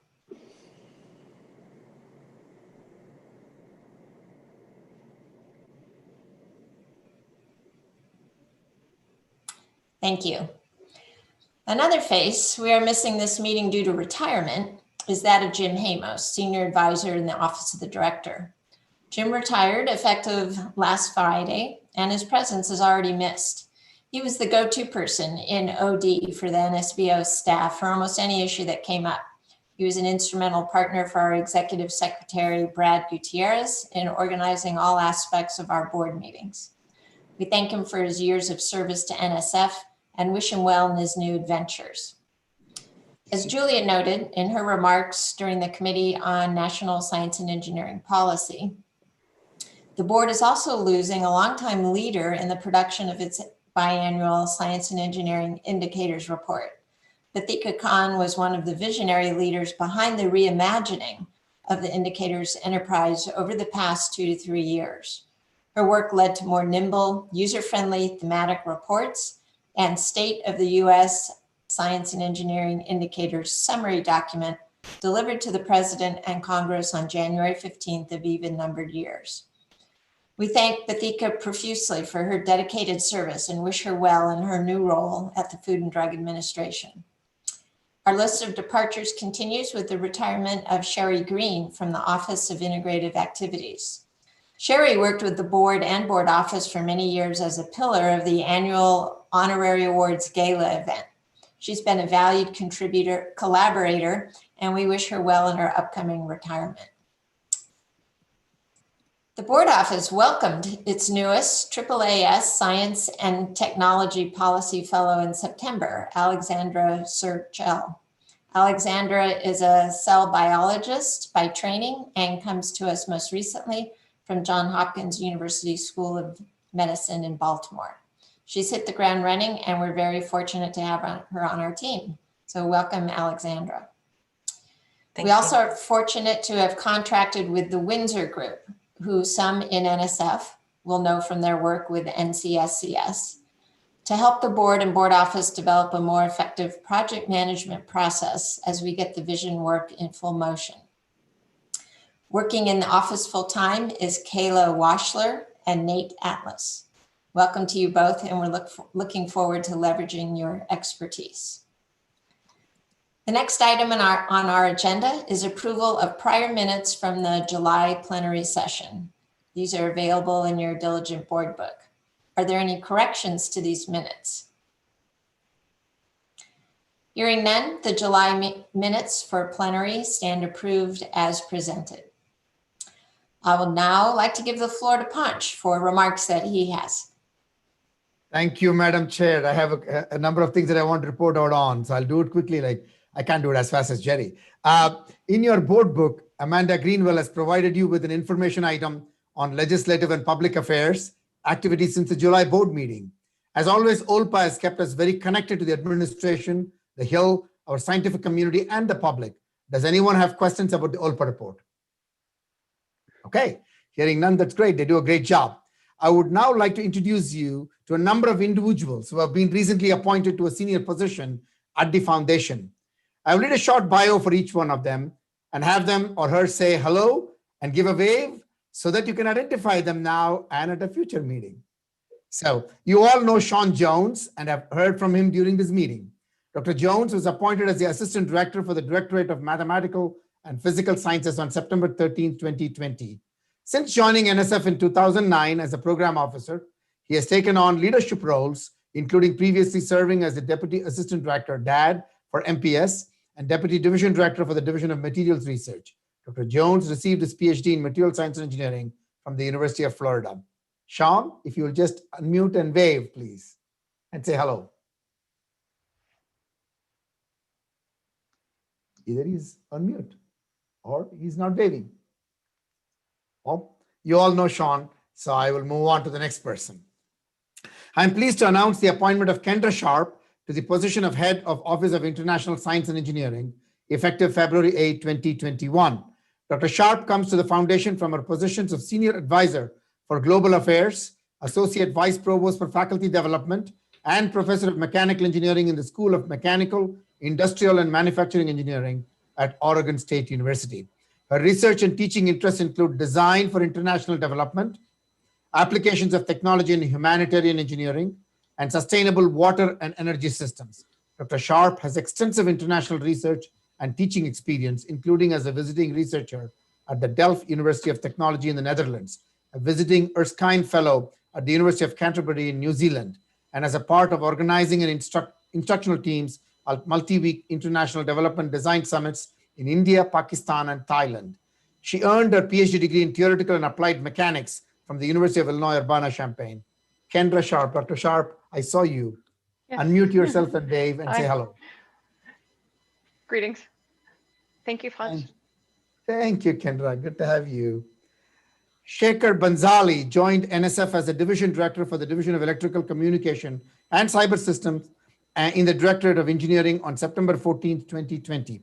He comes to the foundation from Florida International University, where he serves as Interim Director of the School of Electrical Computer and Enterprise Engineering, and Alcatel-Lucent Professor and Chair for the Department of Electrical Computer Engineering. Dr. Banzali received his PhD in Electrical Engineering from RMIT University, Melbourne, Australia. Shekhar, I saw you too. Please unmute and wave. Hello. Hi. Good to have you, Shekhar. Yeah.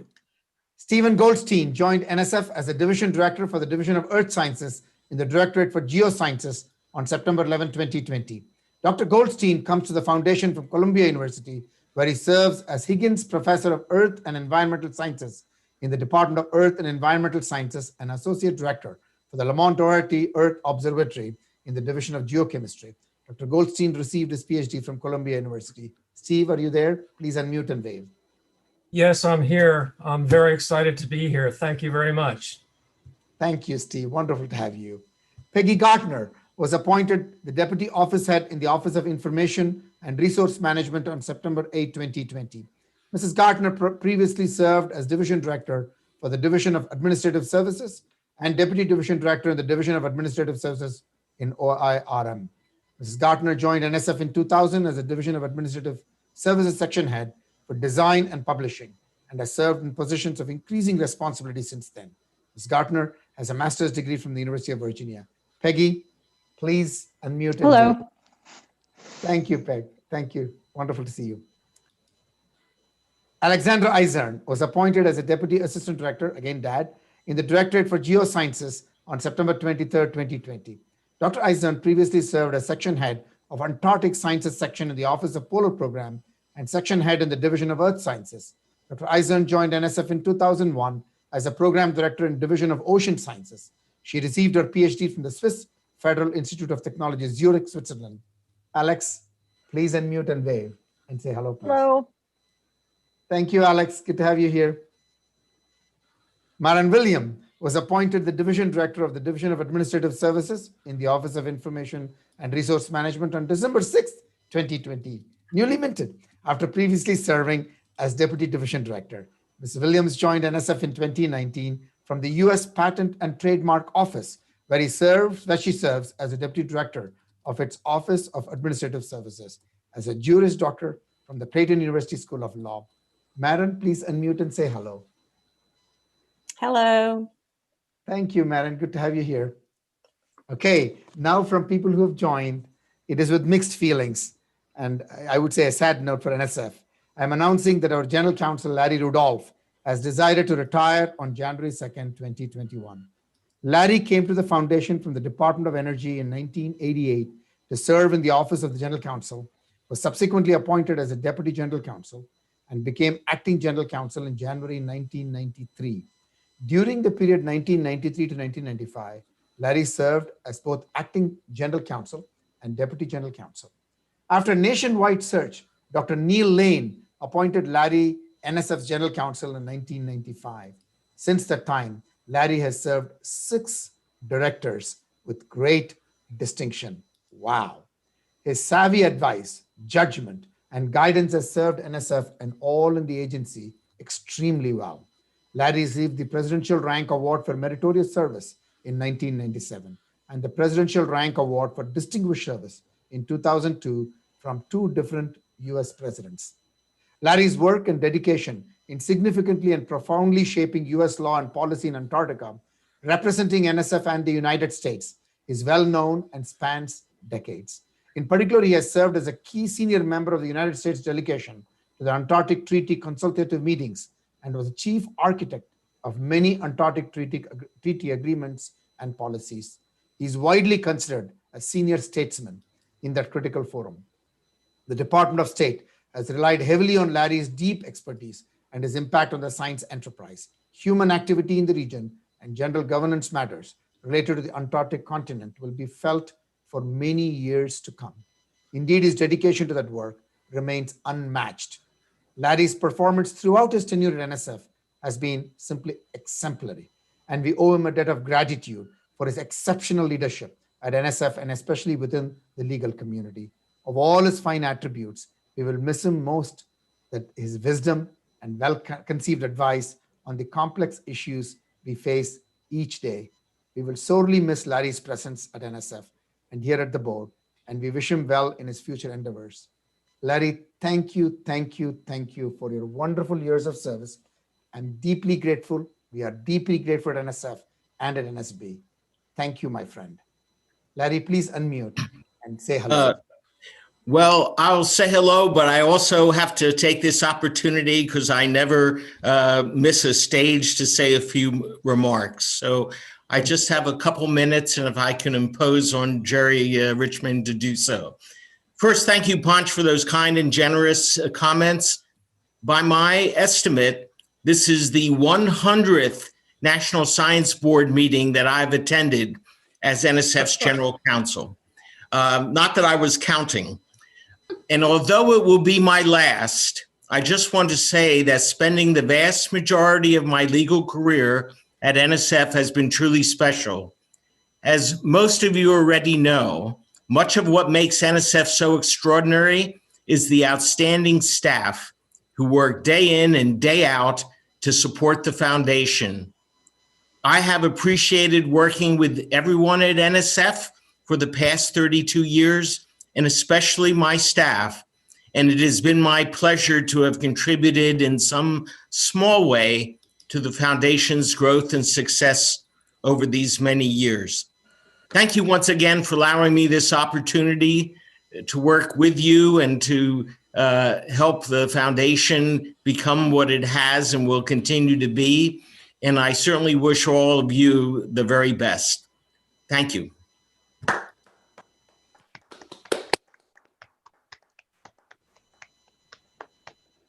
Larry, thank you again.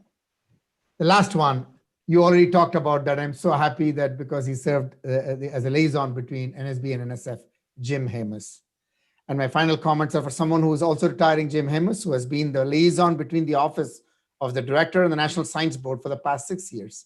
Following a career as a neuroscientist at the University of Massachusetts Medical Center, Jim brought his passion for improving mathematics and science education for young people to NSF in 2001, when he started a one-year AAAS Science and Technology Policy Fellowship. Well, at the end of that year, NSF asked him to stay on, and over the next 14 years, he was part of a team that developed and managed EHR's Mathematics and Science Partnership Program, which funded large-scale partnerships between institutions of higher education and K-12 school districts. At that point, he took a one-year leave from NSF to become a staffer for Senator Dianne Feinstein of California, before returning to NSF in late 2014 to serve in his current role as a senior advisor to the director. Beyond his specific responsibility for us with the NSB, Jim has, among other agency duties, led NSF's transparency and accountability effort, an agency-wide look at better defining eager and rapid awards, and compliance with the American Innovation and Competitiveness Act. Thank you, Jim, from the bottom of my heart for all of your work and on our behalf. A bit of good news for us, though. I have asked Jim to return after a mandatory 6-week hiatus as an intermittent expert to continue his role with the NSB during the first half of 2021. Jim, please unmute and say hello, and we owe a debt of gratitude, my friend. Thank you so much. Thank you very, very much, Punch, and thank you, Ellen, as well. Those are very, very nice comments.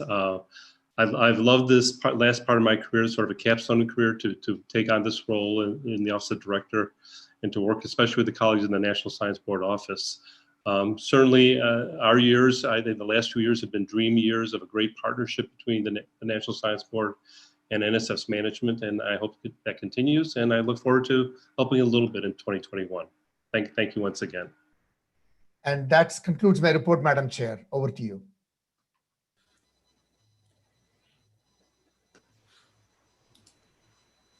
Thank you so much, Punch. And so we will move on to the next agenda item, the open committee reports. Since these sessions were held in the presence of the full board, please provide just the highlights. So we'll start with Committee on Strategy, Maria Zuber reporting. Hey, the Committee on Strategies meeting covered a number of engaging topics: an update on NSF's current year appropriation, an introductory presentation on developing the next NSF strategic plan, a presentation on the EHR Advisory Committee's report on STEM education of the future, NSF's missing/invisible millions briefing, and finally, NSF's translation, innovation, and partnership briefing. We will look forward to future discussions on all of these topics. This concludes my report. Thank you, Maria. Committee on National Science and Engineering Policy, Julia Phillips reports. Thank you, Madam Chair. The Committee on National Engineering, Science and Engineering Policy met in open session yesterday, and we reviewed the minutes from the July meeting at the board meeting, as well as 7 open telecons that were discussing the Science and Engineering Indicators 2022 thematic report narrative outlines. We heard from NCSES staff about ongoing plans for SEI 2022, as well as some of the impacts of COVID-19 on key data collection efforts. The committee thanked Indicators Program Director Bathika Khan for her years of work and leadership with the committee, including on the reimagining of indicators, and wished her all good things in her new position at the FDA. The committee also updated the board on potential policy products for board release in the coming year. The first of these was on the theme of nurturing science and engineering talent, where the team is focusing on 2 areas.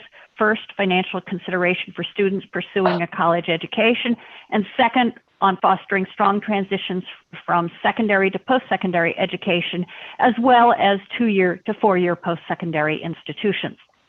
The second theme is around economic contributions of international students and workers, and there the team proposes to develop a policy piece on the importance of maintaining U.S. openness to the inflow of international talent and on strengthening the U.S. appeal as a destination for top science and engineering talent.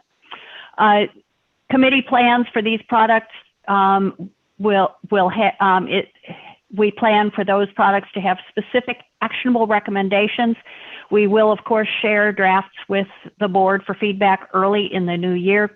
And several board members highlighted the synergy between the 2 reports and emphasizing the need for timely action in both areas, as well as very careful messaging to emphasize the importance of both developing domestic talent as well as encouraging the continued influx of international students and workers.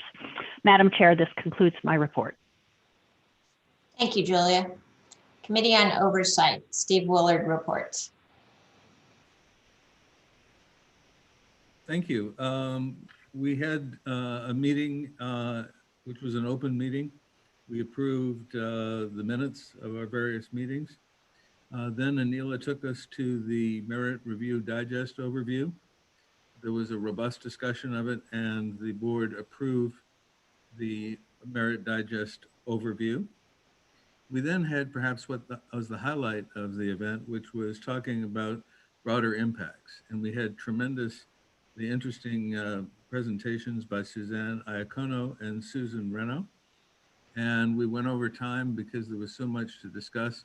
We have some absolutely wonderful ideas about how we can substantively improve and increase involvement in broader impacts.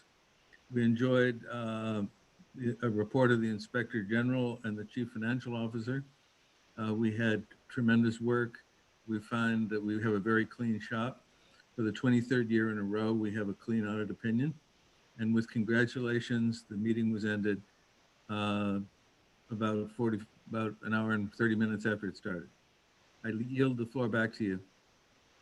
Thank you, Steve. Committee on Awards and Facilities, Dan Reed reports.